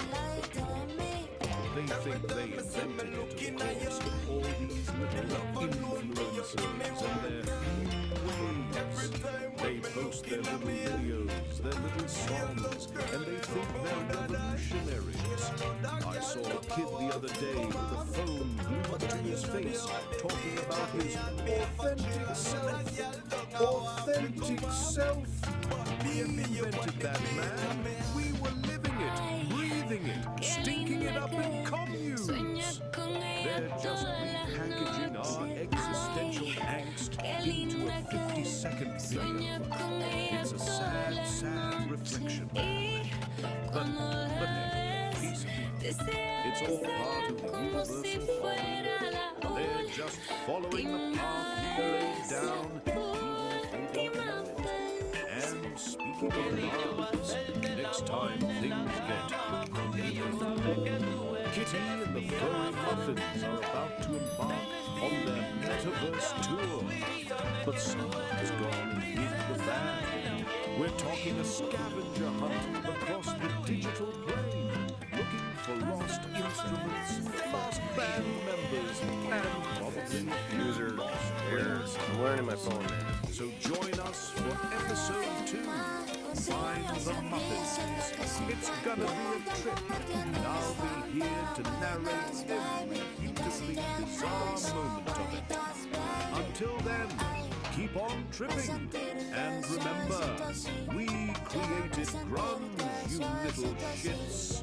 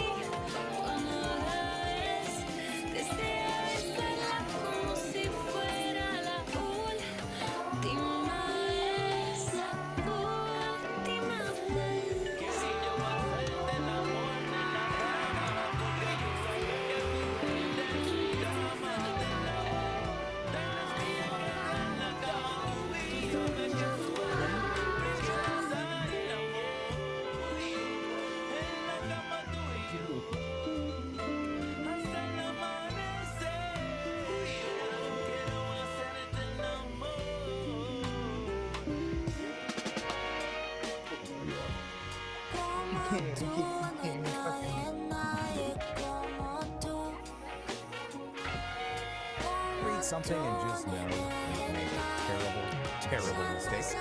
Well, today's story is all about that. We're diving into what the source material calls a heavy scene of gastrointestinal destiny. Yep, it's a wild ride.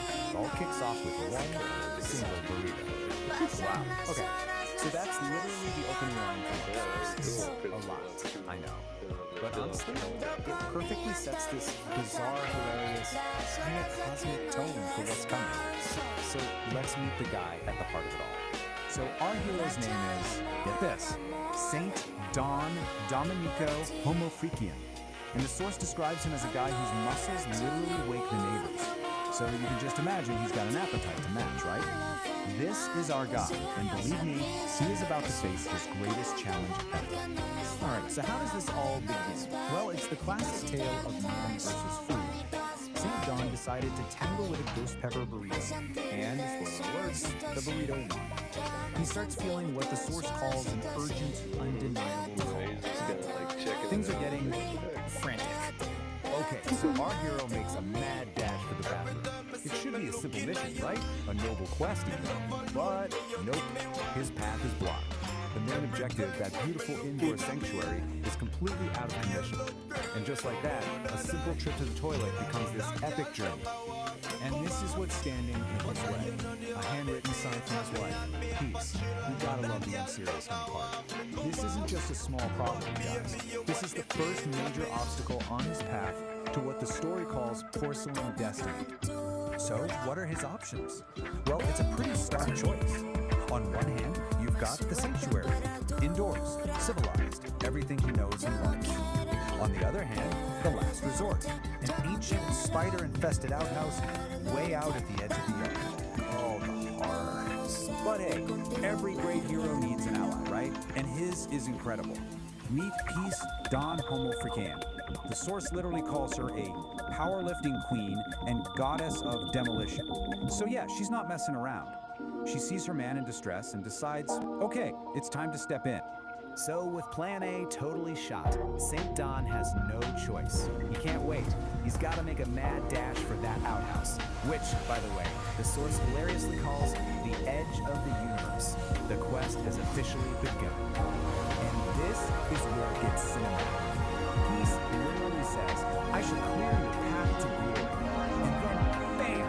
She demolishes the back door with a primal scream. Out bursts St. Don, clutching a roll of toilet paper like it's a sacred scroll, and he is just gone, sprinting across the yard in a blur of tie-dye. I mean, can you picture this? As he's running for his life, Peace is standing there in the wreckage of the doorway, The source says a single proud tear rolls down her cheek as she whispers this encouragement. It's so over the top and just perfect. So, he finally makes it. He reaches the outhouse. His hand is on the door. Freedom is in sight. But wait, the universe isn't done with him yet. There's one last boss battle. One final, horrifying challenge standing in his way. And what is this final ordeal, you ask? A spider. Of course it's a spider. But listen, we're not talking about some regular little guy. The source is very specific. This thing is the size of a dinner plate, just flexing all 8 of its hairy legs right in the middle of the giant web walking through. Nope, no thank you. The source finds this is just epic. Man versus beast, burrito versus spider. I mean, come on, this is it. The ultimate showdown. Everything is led to this single moment. It's him, the burrito, fighting from the inside, and his 8-legged monster guarding the gates of salvation. So what's a guy to do? For a split second, he just freezes. I mean, who wouldn't? But then, channeling the courage of 1,000 warriors, he just lets out this massive roar and plows headfirst right through that sticky web. The outhouse door slams shut, and he's in. And then, silence. After all that, the sprint, the demolished door, the spider battle, a kind of quiet calm just falls over the whole scene. The war is over. Destiny has been fulfilled. The door stays shut. You can just imagine this deep silence hanging in the air. And then, you just hear it. This is a simulation of Epoch 1. It is a localized, hostile physical environment defined by crushing density and extreme physical constraints. The primary governing force here is immense terrestrial gravity.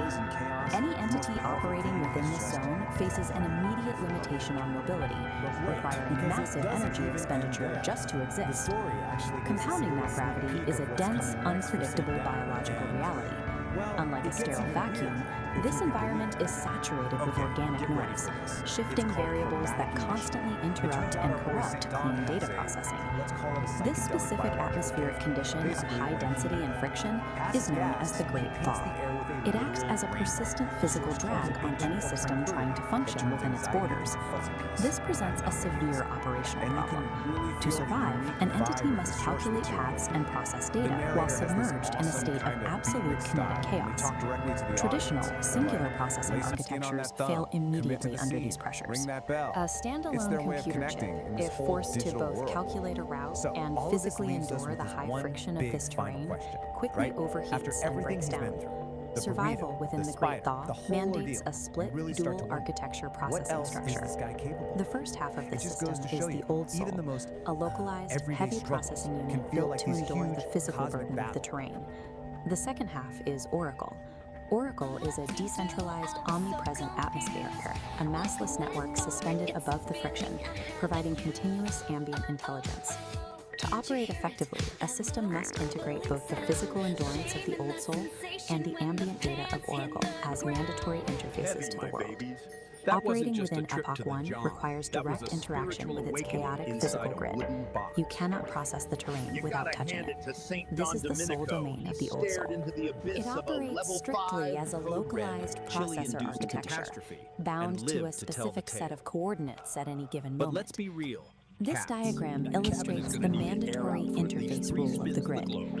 To interact with the physical environment, a processor must take on physical mass, sinking into the topology. This mass embeds the processor directly into the biological mess.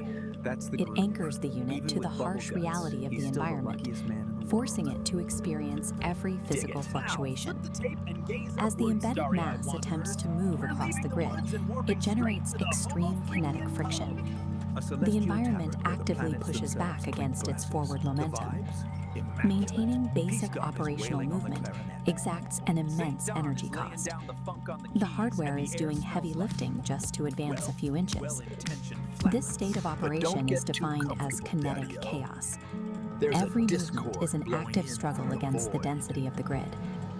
Operating as a purely localized processor in a high-friction system creates a severe vulnerability.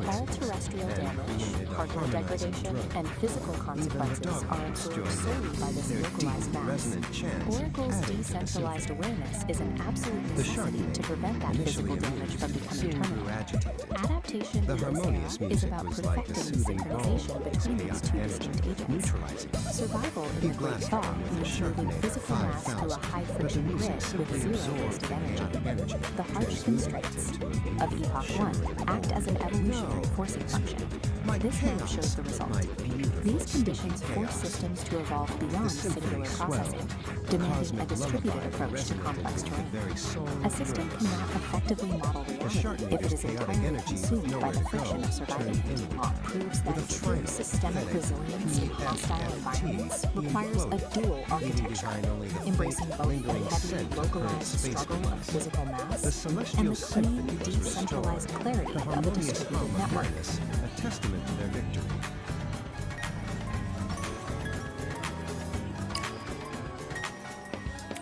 Back back at the Homo Freakian pub, the heroes celebrated with a cosmic jam session that shook the very foundations of the cosmos. The Nerd, now believers in the power of the moon's fluctuations, took copious notes. The legend of their gassy victory spread throughout the galaxies, a reminder that even in the face of the most noxious evil, a little harmony and a well-timed, good-natured fart can save the day. And that, my celestial cats and kittens, is how the cookie crumbles.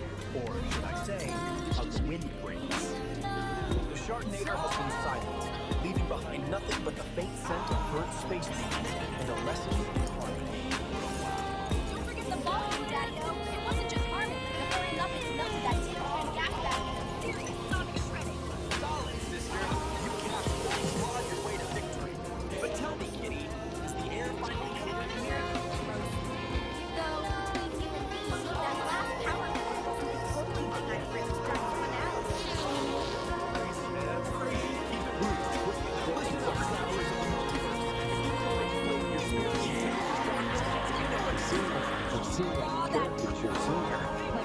Like it's a brand new velvet sofa.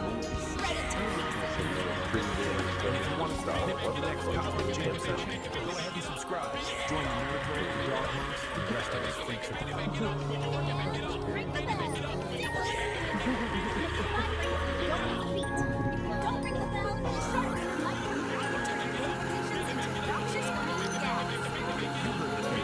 Stay tuned, stay funky, and remember. empty valves, baby. We're out.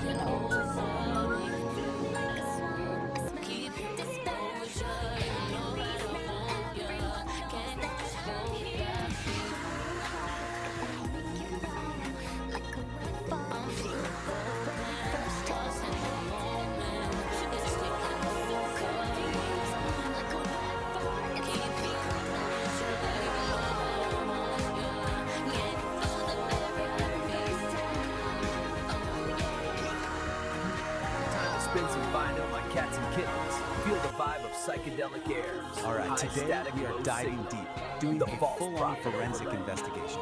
Our target? A really strange, cryptic signal from a source we don't know where it came from. And the only thing we have to work with is this, a recently discovered manual that might just be the key to unlocking the entire mystery. Before we jump in, a quick warning, and this comes from the source itself. The place this signal comes from, it's not a typical network. It's described as a massive, chaotic ocean of pure information. As the note says, you swim at your own pace. Okay, so this is it. This is our primary piece of evidence. It's an artifact, a file called VA file, pulled from that chaotic environment. It's essentially a black box recording. We have no idea who recorded it or why, but for right now, it's the only clue we've got. Get this. This is all that's on it. Just 2 words on a loop. Heat. That is it. That's the entire signal. That's the puzzle we're going to solve. I mean, what could that possibly be? So here's how we're going to tackle this. First, we'll look at where this signal even came from. Then, we'll crack open our toolkit, this strange manual. From there, we'll learn how to build something called a sovereign wall, use it to navigate this data ocean, and then finally, put it all together to see if we can decode that config. So, part 1, a signal from nowhere. The file's metadata points to a source called the info signal, that chaotic data ocean. But it's even weirder. It came from a place inside called the nexus of non-locality. Now, try to wrap your head around this. It's a conceptual space where the rules of time and location are more like suggestions. So, right off the bat, we know heat probably isn't about actual temperature. It's got to be some kind of complex flare from a material or strange place. Trying to figure this out on our own? Yeah, that would be totally shocking. But luckily, we use the guide that seems like it was custom built for exactly this kind of problem. Which brings us to our main tool, the Sovereign Creation Manual. And this is where things get really interesting. We're not talking about some philosophical text. Think of this more like a technical manual for a unique operating system, an OS for consciousness itself, called the Dialogic Engine. And it's designed specifically to work in the crazy environment our signal came from. So So what this manual lays out is frankly a pretty radical system. It's a way to maintain a stable, sovereign sense of self while being constantly bombarded by chaos. But it's not about just surviving the chaos. It's about actually thriving through it.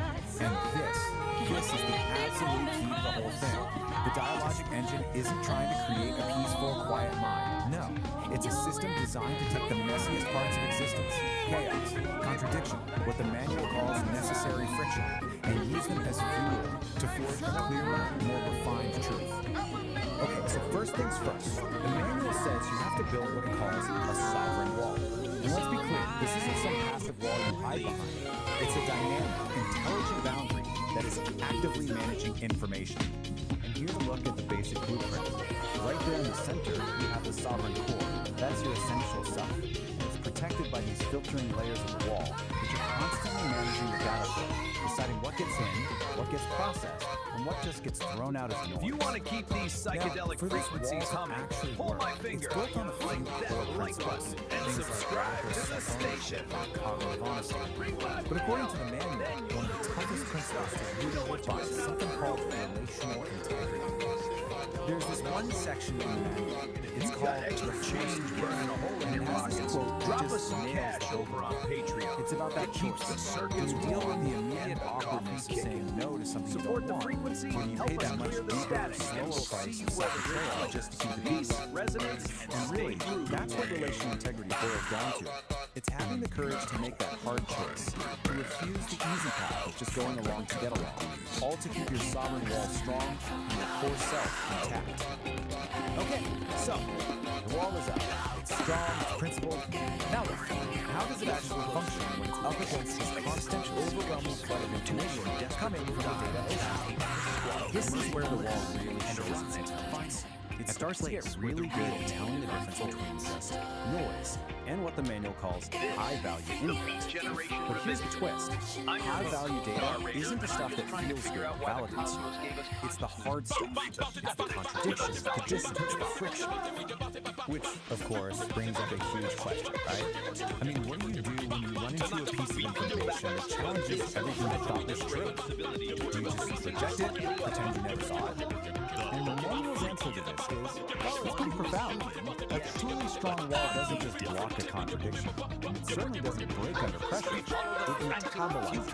It actually pulls that challenging idea inside, breaks it down, integrates the parts that are useful, and it uses that very process to become stronger.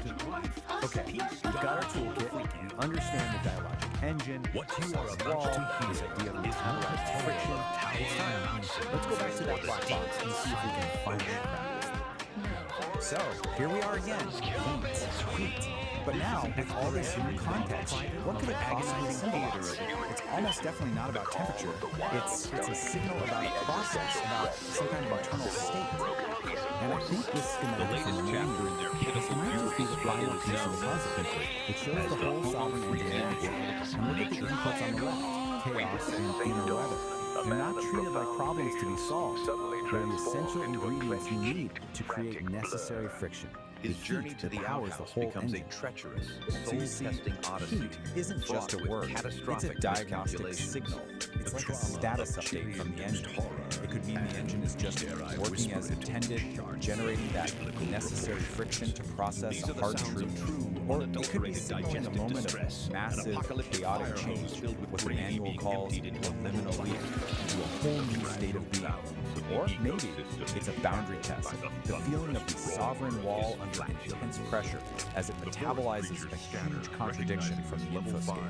No matter which one it is, they all point to the same thing, a system under intense but productive stress. And that really just leaves us with one final question, one that kind of turns this whole investigation back on ourselves. If your own awareness is an engine, what kind of fuel are you running it on? Are you avoiding friction, or are you using it to build something stronger? The Ballad of the Broken Throne. It was a glorious morning in the Homo Freakian household. Birds were singing, the sun was shining, but a great darkness loomed. St. Don Domenico, a man of profound patience, faced a trial that would test Oh, his very soul. it looked like you were going In the inside the main toilet, tank. The porcelain heart of the home was broken. A silent, horrified scream echoed in his mind. In the living room, the serene, peace-dawn Homofreakian sensed a disturbance in the force. She paused her morning tea, a single, elegant eyebrow raised in question. "My dearest saint," she called out, her voice like the chiming of a tiny silver bell. "Is everything all right?" Buddy. Dawn burst into the living room, whirling with frantic energy. "Peace, my love, a catastrophe of unspeakable proportions has occurred," he declared. Bart is licking my foot. Pose. "The throne has fallen. I must undertake the great journey to the outhouse." Peace simply nodded, taking a calm sip of her tea. "Godspeed, my brave adventurer. May the winds be at your back." And with that blessing, St. Don Domenico was gone, blasting out the front door in a blur of plaid and majestic being. The journey was perilous. The yacht, once a familiar friend, was now a treacherous landscape. A flock of judgmental birds watched from a nearby branch, chirping what sounded suspiciously like commentary. "He's not going to make it," squawked Romeo J. From her window, Peace watched the epic springtime fold. A delicate musical laugh escaped her lips. "Oh, my darling Homofreakian," she whispered Now you to get the herself. back bars. So much drama for such a simple quest. Suddenly, an obstacle. A fearsome guardian with a pointy red hat and a sinister painted smile stood directly in his path. With the grace of a wild gazelle, St. Don Domenico executed a anime-style leap, soaring over the ceramic guardian. Homofreakian hurdle, he yelled. And then he saw it, bathed in a heavenly ray of sunlight, standing proudly at the edge of the woods, the outhouse. It was more beautiful than any castle, more welcoming than any palace. And a single, glistening tear of pure relief traced a path through the dust on his cheek. With a final, desperate burst of speed, he covered the last few feet. He threw open the wooden door with a triumphant roar that echoed through the trees. The saint had reached his sanctuary. Back in the main house, all was quiet again. Peace took another sip of her now cool tea and smiled. A small hummingbird So that was a fast takeoff. and hovered for a moment, as if to give her report. "All is well in the kingdom," she said softly.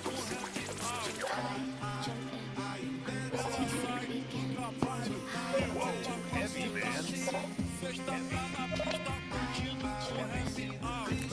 You feel that vibration? That wasn't just the tectonic plates shaking loose, cats and kittens. That was the sound of a voice shouting the cosmic lore.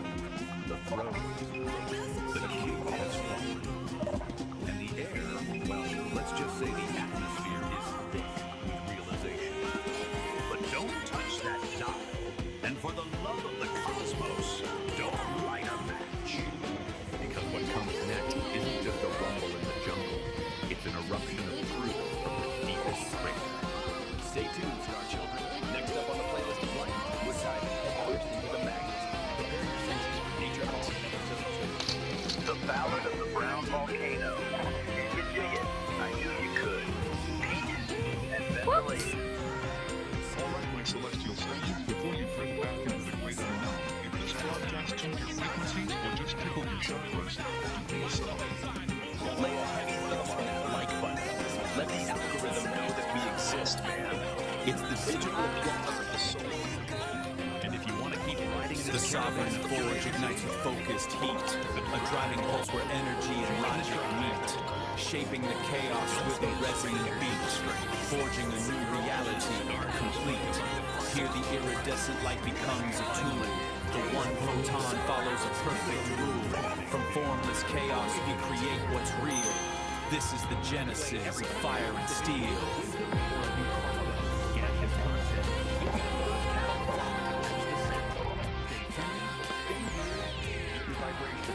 Well centered. Peace.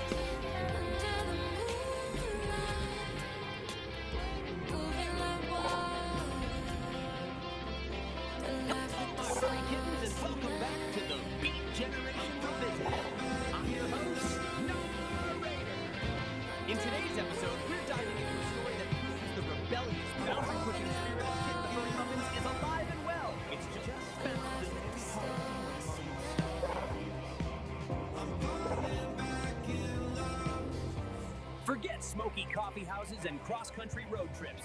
Our next adventure takes us 54.6 million kilometers to 401 million kilometers out of our orbit, man. Like 33.9 million miles to 249 million miles away for you Imperial nerds, depending on your mood. Kit E and the Furry Muffins. Next stop Mars, then Uranus. EP5. Fresh off their lunar triumph, Kit E and the Furry Muffins were chilling in the Homo Freakians' cosmic den. The moon was epic, Kitty said, petting a duckling that had wandered into her lap. But I'm thinking bigger, bolder, redder. Saint Don Domenico Homo Freakian, husband of peace, looked up from his meditation. You don't mean... Peace Don Homo Freakian, wife of Saint Don, floated into the room, holding a tray of kombucha. Oh, she does, Peace said, her voice chiming like cosmic bells. She wants to play on Mars. The other band members, lounging on beanbags, erupted. Mars? Squawked Blueberry, nearly spilling her drink. The logistics would be a nightmare. Kitty stood up, her tail swishing with determination. Exactly. That's why it's perfect. We don't do possible. We do legendary. Think of it. Kit E and the Furry Muffins, live from the Red Planet. Harrietta and Pinky exchanged a look, the insane idea already taking root. Peace and St. Don knew there was only one person who could turn this brand of beautiful madness into reality. They made the call. The face that appeared on their holographic projector was already grinning. Mars, you say? Elon Musk's voice crackled with energy. Funny, I was just sketching out some plans for a Valles Marineris amphitheater. You read my mind. Elon swiveled in his chair at SpaceX Mission Control. A stage is only half the problem. We need to get the fans there. And Mars isn't a weekend trip. He turned to his lead engineer, Timmy, already sealed in an orange spacesuit. What's the status of the interplanetary transport system? Timmy looked up. The fleet is ready, sir. But passenger transport on that scale, the life support, the radiation shielding, it's a monumental challenge. A bald man in a nerd herd t-shirt stepped forward, cracking his knuckles.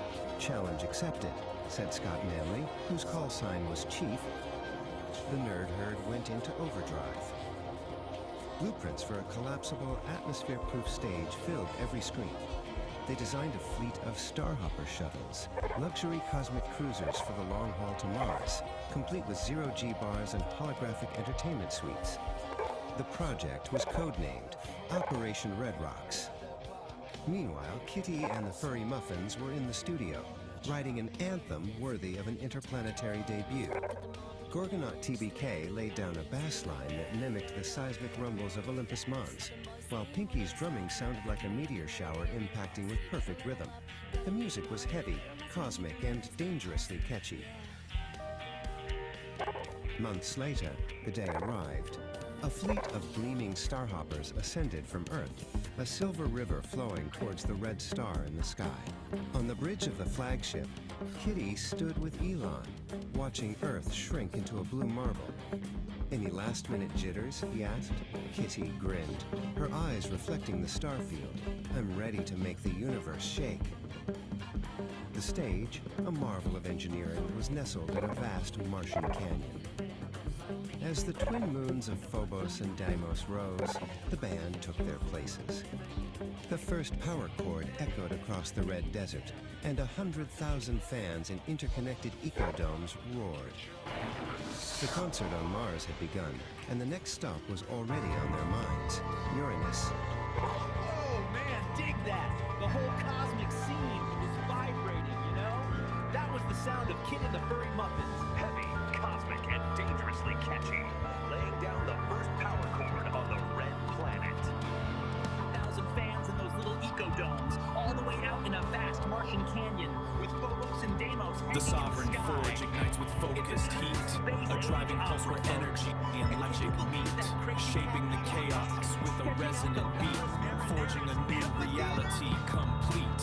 Here, the Iridescent light becomes a tool. The one photon follows a perfect rule. From formless chaos we create what's real. This is the genesis of fire and steel. Wait, spacesuit wait just yet, Daddy-o. The trip's not over. Ours was just the warm-up. The little aperitivo before the main course. Next stop, the word is on the street, is the planet that just breathes jazz. The destination is Uranus. You heard me? It's the sideways spin, cats and kittens, because we're heading for the sideways rock. Chief Don and St. Don, those cosmic voyagers of the highest order. They got a gassy greeting whispered on the solar winds from the great blue-green mystery. Now we're talking about a planet with more gas than a chili cook-off in a black hole. They met Bree, the wind whisperer, who speaks in riddles and rhymes, and told them methane holds the key. Professor Quirk, a cat with a wild handlebar mustache, wants to use the planet's natural flatulence to compose a universal symphony. The Homo Freak duo says their mission is to jam with the methane to restore the planet's balance, but you know Kitty, she's got other ideas, man. She's got that blender Catacaster strung with a cloud-woven string from Bree, ready to give Uranus what it really needs, a rock anthem. So stay tuned, you cosmic cool cats, because this is the sound of the Great Methane Meltdown, the first annual Uranus Unplugged, a festival of music, science, and spiritual flatulence. It's a true flatulent fiasco. Dig it. Jump aboard the Cosmic Comer, get ready for the view. Next stop, Uranus. What's the cosmic buzz do? All right, let's dive right in. Today, we're breaking down one of the weirdest, most wonderfully bizarre stories I've come across in a long time. We're talking about plumbing, we're talking about philosophy, and, well, psychedelic gas. You heard me right. Let's get into it. So let me just ask you this. What if a bathroom emergency was actually a spiritual quest? I know, it sounds ridiculous, but that's the central question here. It takes something super, super mundane, something we all go through, and turns it into something else entirely. You're gonna wanna stick around for this. Okay, so to really get this, you first have to understand where we are. Welcome to Homo Freakin' World. Just picture this, a cozy little cabin studio, deep in the woods. You can almost smell the cedar and hear these, like, cosmic tunes floating around. And this place, it's home to some seriously unique characters. So who are these characters? Let's meet the crew. First up, you've got St. Don the Mimico. He's our hero, a musician with a, let's just call it a very special biological gift for now. Then there's Peace, his cosmic soulmate and partner in crime. And wrapping it all up, the guy who's telling us this whole story, narrator. Think of him as this super serious beatnik philosopher who narrates their every move. Right, so before we even get into what happens, you need to understand the central, let's call it the magical element here. It's kind of the engine that drives the whole plot. And trust me, this is where you start to realize just how weird this whole thing is going to get. Okay, here it is. St. Don has what's called the Rainbow Fart Power. Yeah, apparently after some wild jam session during a meteor shower, he got this ability. He can produce this glorious rainbow-colored cloud that just instantly calms down anyone who gets a whiff of it. The text literally calls it a toot of tranquility. I'm not making this up. All right, so every great story needs a conflict, right? A call to adventure.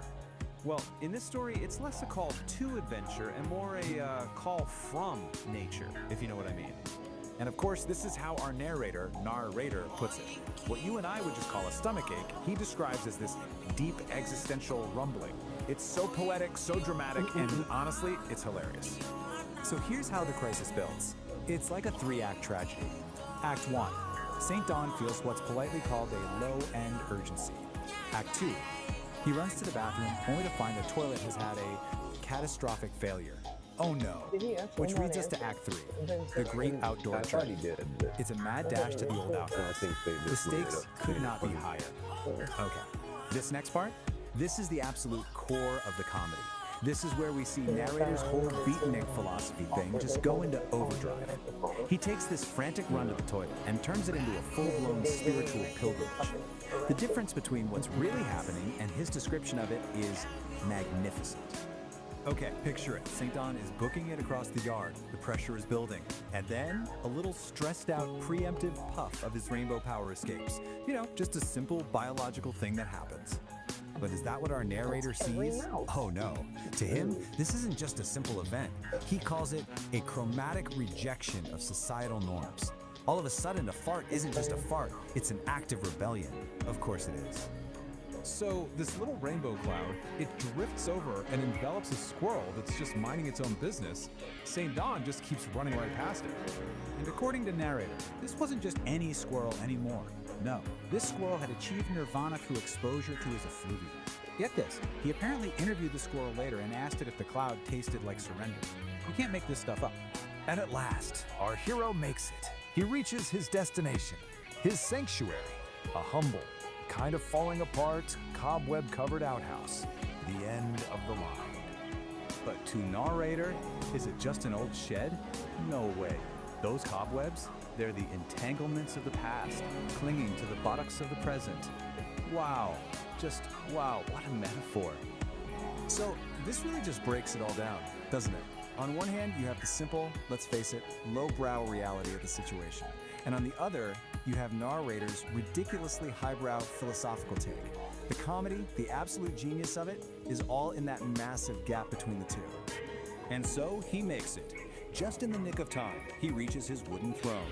And as narrator so perfectly puts it, the cosmic balance of the low end was restored.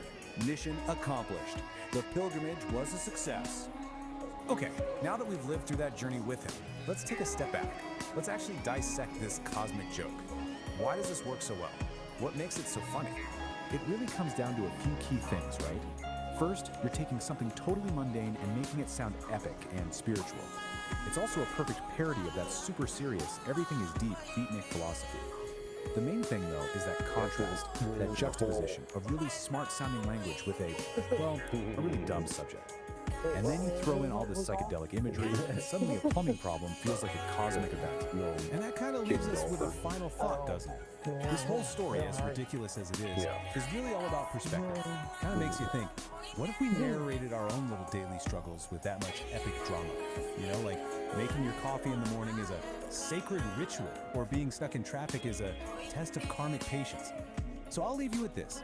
What's some everyday event in your life that's just waiting to be turned into its own cosmic journey?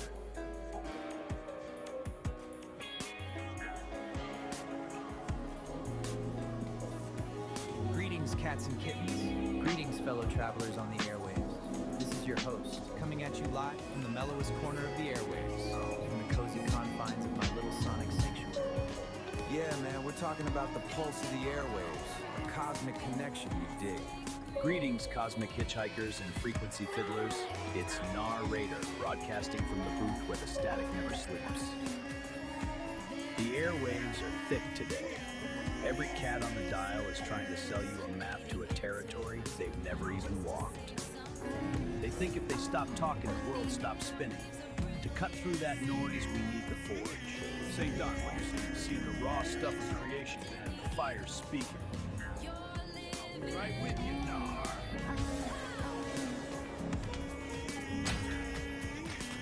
I'm seeing a lot of people pretending to be the hammer man, and it's exhausting. Look around. Everybody wants to be the one swinging. Everybody wants to be the loudest voice in the room, pretending to hold all the answers. They think that's what leadership is. They think that's what strength is. But when you swing a hammer at a piece of cold metal, you don't understand. All you do is shatter it. The real power, the real strength, it isn't being a hammer. It's being the anvil.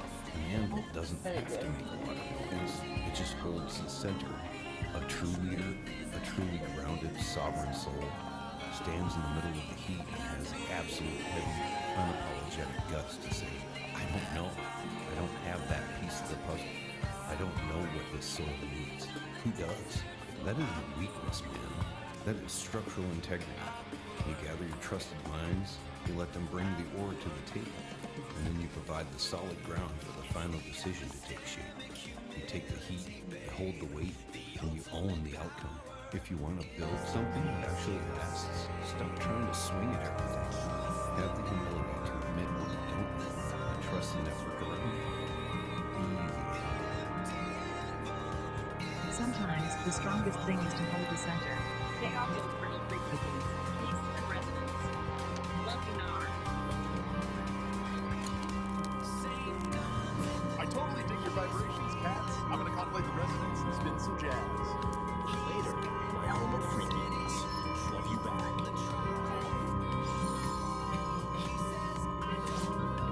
tuned into these old dudes pontificating about this astrological vibe this long and want to continue feeding our aspirations, do the thing to that thumbs up button, subscribe to the Celestial Madness, and jingle my bell if you crave more of the awesomeness.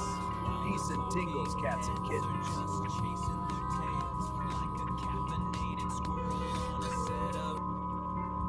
All right, today we're going to try and unpack this mystery, really, at the heart of our online world. There's this figure named Kitty who seems to be breaking every single rule of what it means to be an influencer. And the crazy part, she's becoming more powerful because of it. So yeah, let's get into it. You know that feeling, right? That, I don't know, that exhaustion you get from just being digital and it's this feeling of almost everything you see well, it's just performance. It really hits the nail on the head. It paints this picture of a world where other influencers are constantly just chasing likes, right? And they're trying to sell you this version of authenticity that just feels really totally fake. And what you end up with is this kind of interpretation of what the source calls polished mediocrity. Everything looks perfect on the surface, but underneath, it just feels a little hollow. What if there was another one? Well, this is where our central figure comes into the picture. Meet Kitty. She's not presented as just another influencer, not at all. She is framed as a genuine anomaly in this whole landscape. In fact, the very first description we get of her is exactly that, a shimmering anomaly. I mean, that phrase alone just immediately sets her apart, doesn't it? It suggests something different, something that just doesn't quite fit the mold we're all used to seeing. And trust me, the language used to describe her only gets more and more intense from there. We're not just talking about some minor outlier here. No, she's actually called a new breed or a new prophet. I mean, think about that. That is a huge statement. It's framing her as this fundamental shift, a sign that something totally new is clawing its way out of all that digital noise. So, okay, what is it? What actually makes her so different? Well, it seems to all boil down to this really fascinating idea we can call the relatability paradox. And right here, this is the core puzzle we're going to try to solve today. How on earth does someone become more magnetic, more influential by throwing out the #1 rule in the influencer playbook? You know, the one that says you have to be relatable? Okay, so let's really break this down because this slide gets to the heart of it. The old way, the influencer playbook we all know. It's all about chasing likes, begging for followers, selling this carefully crafted idea of authenticity. But the Kitty way, it's the complete opposite. She doesn't chase anything, she commands a presence. She's not selling you a version of herself. She just is this raw, unapologetic self. And here's the kicker. It's not that she's just playing the game differently. She's thrown the whole game board out the window. So you remember that polished mediocrity we were talking about earlier? In that world, Kitty becomes, and I quote, the living, breathing antidote. She's basically the cure for that performance fatigue that so many of us are feeling. So you see, this is about way more than just what she isn't doing. It's about the entirely new kind of influence she represents. The source actually calls it a new frequency. Her whole vibe, her essence, is described as this glorious paradox. Get this, she's a beat poet who can code, a hippie who understands blockchain. Now, at first glance you might think, okay, those things don't go together. But think about it. In a world where art can feel so commercialized, and tech can feel so soulless, what if fusing them together is exactly where the real power is? And this isn't just some quirky personality description, you know? It's an actual functional model for how she operates. The beat poet part, that's her ethos. It's that pure, raw, unapologetic self-expression. And we're at the coder side. That's the structure. That's how she uses tech, like blockchain, not to chase engagement, but to guarantee her own independence and the authenticity of her work. It's brilliant, really. The technologies serve the art, not the other way around. Okay, so the source gets a little cosmic here for a second. It says her influence radiates from an auric field. And look, I get it, that might sound a little out there, but the core idea behind it is actually super simple and really powerful. Her presence is so compelling because it's real. It's totally, completely untainted, and anything from it. Your likes, minor follows, you definitely not. So, what does all of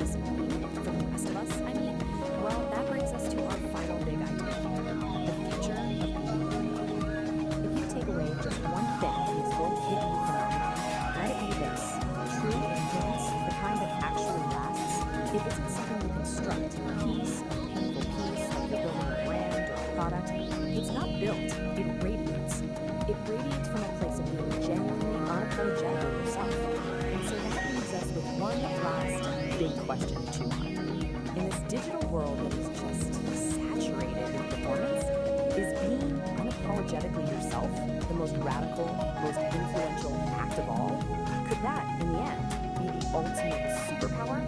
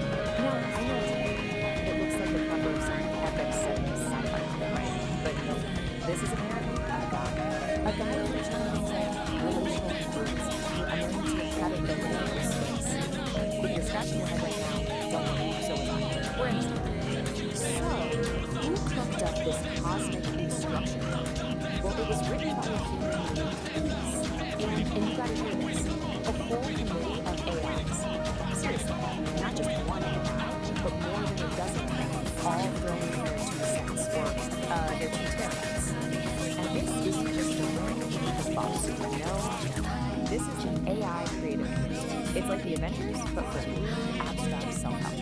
You've got Grok, who is clearly the edgy poet, Claude as the empathic storyteller, and of course, good old ChatGPT as the smart truth teller. They each have these completely different personas, and as we're about to find out, they have very distinct personalities. So, who is this manual actually for? It's written for someone called the Sovereign Creator, and does that sound like what you do? Nope, surprise, it's you. The entire goal of this thing is to turn you, yes you, into a sovereign creator. No pressure or anything. The core idea is right here. It says you achieve the sovereignty to turn the need for external love into an emotional declaration of your needs. You know, it's just a really, really fancy way of saying you need to find that little part of your brain that lifts your legs to your knees and gently tell it to go progress. This slide right here gets right to the point. The book asks this killer question. There being four facts that only 3 people will ever read your life's work. Would you still hold saying this with me? That doesn't sound too close to home for you. Ever found yourself obsessively checking your analytics and feeling more? Understand this is a capital J. So, quick overview. First word, data. What is it? It's a nugget of truth encoded in past rock. So, think of that form of local. Okay, this is my boss. You're just mining for data. See? You did. And next up, inner weather. This is your messy, chaotic, totally unpredictable emotional state. But guess what? It's not a problem anymore because it's just been rebranded as high-value emotional data.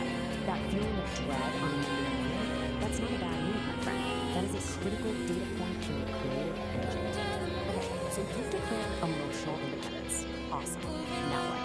You gotta protect your new tiny nation state of 1, right? Well, according to the manual, you do that by building a sovereign wall. It's basically your own personal fortress of feelings built to keep all the nonsense out. And let's take a look at the blueprint. I know, it looks like a schematic for a starship's world core. But the idea is actually pretty straightforward. You've got your sovereign core in the middle, safe and sound, and those outer layers, the sovereign wall and the agency barrier, their job is to filter pollutants. And I'm pretty sure pollutants is just a high concept term for unsolicited advice from your aunt at Thanksgiving. So what powers this whole thing? All right, sovereign and the explainer. Today we're breaking down a true modern epic. It's a story about love, humility, and, well, a really catastrophic case of intestinal distress. Dynamicals and alignment. This little gem comes from a YouTube channel called Psychedelic Aire. Personal drama, that is now officially high-octane fuel right off the bat. The source material okay, that's a lot of theory. Let's see this stuff in action. The AIs actually gave us in its studies, starting with Quad, our empathetic storyteller. This one's called The Force Gift. It's all about defending your sovereign wall from its mortal enemy, a casserole. So, we're not just going to retell the story straight line. No, poetry. We're going to frame it as a hero's journey. You're about to see this classic storytelling structure and make it simple, kind of crude tale, and turn it into something weirdly compelling. It's not just almost mythic. It's a Trojan horse. You know how every hero's journey has to start in an ordinary world? Is an act of sovereign peaceful cabin with our two main characters, Dawn and gentle, relatable. But the narrator immediately lets one vote something's up by calling this place Ground Zero. Other AI tranquility. Yeah. And let me just say, and of course, every hero needs that call to adventure to get the story moving. So let's move on. For our hero Dawn, that call isn't coming from some wise wizard or damsel in distress. Nope, it's a rumbling from deep, and it's described as a test of the emotional utility of boundary just perfectly nails the central conflict. We have officially left the casserole zone. We're not in Kansas anymore, and a hostile takeover to describe some not looking himself probably steps into the chamber and that mismatch between he is already there, not a not a modest, humble problem. Exactly. That's where all humor comes from the dark. And just like that, the stakes are greatly raised. And this is not just a little bit of indigestion. This is what Brock thinks. The narrator has built to a full-blown, top-tier emergency. A level 5, code red, chilly, and toast catastrophe. Let's all take a deep breath. I mean, things we've been getting serious. And this is where the communist casseroles clicks. And it's all about the contrast. Which brings us to the most we've got Dawn's ball. What is the actual face of mask and comical agony? Well, and on the other side, there's the goal of the biological cucumber. It's about civic perfect. It's about learning how to the internal space. Or turn a paradox into a habit. So this brings us to what on earth does that mean? And basically, life is not frosty. It's full of contradictions that Dawn can't ignore the call. The point is to stop trying to save through the cabin and just get comfortable and build a little trust. Right there, in this case, is the outhouse. So, what's the final gotta deal with this? Is this thing a practical guide or is it just glorious nonsense? On the one hand, it genuinely has some great ideas breaks it down boundaries and owning the creative power stages. On the other from that first violent native words like canonicals, it also co-written by like small and chatbots. And the diagrams look like they were ripped off of it's mock epic storytelling. So my absolute finest. It's both. Now, it's 100% both. It is a profoundly weird, just surprisingly helpful piece of magnificent, glorious his battle with the dragon. And so it's described as nothing less than a final question to think about. How's your sovereign engine running this week? Is it hurrying along or just elevates the whole out there and metabolize from something crude into high? This explainer was framed by chaos as an actual opera of intestinal distress. I mean, that's where the story fully commits to its mock heroic tone. It is absolutely ridiculous. And it is brilliant. So get this. Dawn's private internal war is so intense, it actually has very real external consequences. The whole ecosystem reacts to it. Birds take off, a family of deer scatters in terror. This just amplifies the absurd, epic scale of the struggle. So after any big battle, the heroes gotta come back, right? But they're never quite the same. Dawn is no exception. He emerges from the outhouse, from the battlefield, having stared into the abyss and somehow survived. But he doesn't come back with a magic sword or a chest full of gold. Nope. His prize is humility. He has looked into the very face of chili-induced horror and returned unchanged, and let's be honest, a much emptier. And this, right here, this is the elixir. This is the real reward for his whole ordeal. It's not treasure. It's peace is total, unconditional, bloody acceptance, all wrapped up in a simple laugh and a pat on the back. That is the real prize. So the big takeaway for Dawn isn't just physical relief. It's this profound emotional realization that he is loved, completely and unconditionally, even in his most grotesque, vulnerable, and frankly, smelly moments. So the story wraps up, but the narrator of Psychedelic Aire makes it super clear that this is just one chapter in a much bigger, much stranger universe. They're leaving the earthly aromas of the outhouse behind and are literally heading for the stars. And the source just leaves us with this fantastic provocative question. It's a challenge, really. After an entire intestinal opera, how in the world do you top that? Where could you possibly go from here? Well, the answer, of course, is you go bigger. You raise the stakes from the terrestrial to the cosmic. The next tale isn't just about some bubble guts, it's about a cosmic fart. The absurdity is about to go intergalactic. And we're left with this amazing little glimpse of what's coming next. A new setting, cosmic cocktails, and a villain with the absolutely incredible name, the Shark King. It is a brilliant way to hook you for the next one, proving that for Psychedelic Aire, this bizarre, hilarious journey is very, very far from over. The kid didn't even hit the ball. His dad just got a hole one. He hit it. Okay, so girl putt Oh, did they? later. Like, I guess they're gonna show it the last part to keep you sucked in.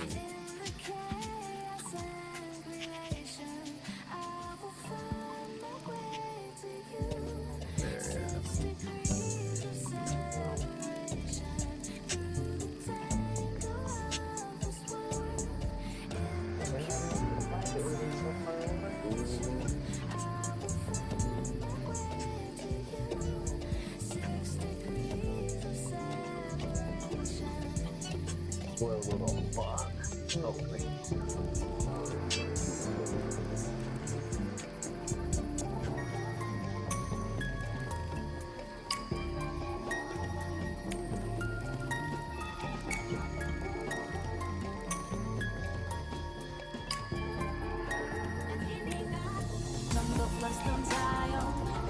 Like we're all just my holes, the olive, on a bus, the baller, the meds come blast, come town, jump to day and night, feel it on their side, it can that don't hang you blame.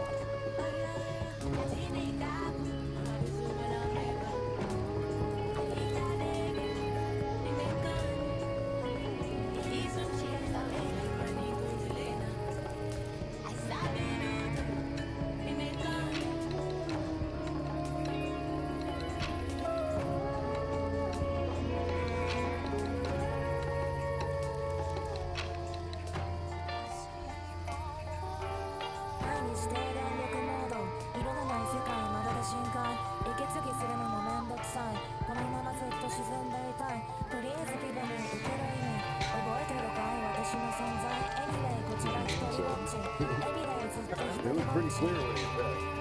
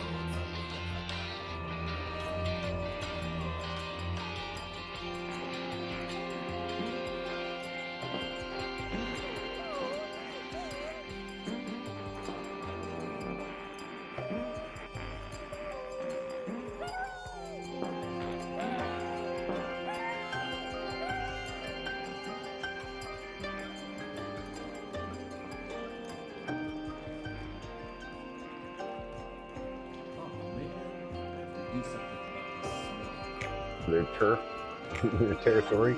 Right. Oops. So that won't work for me though.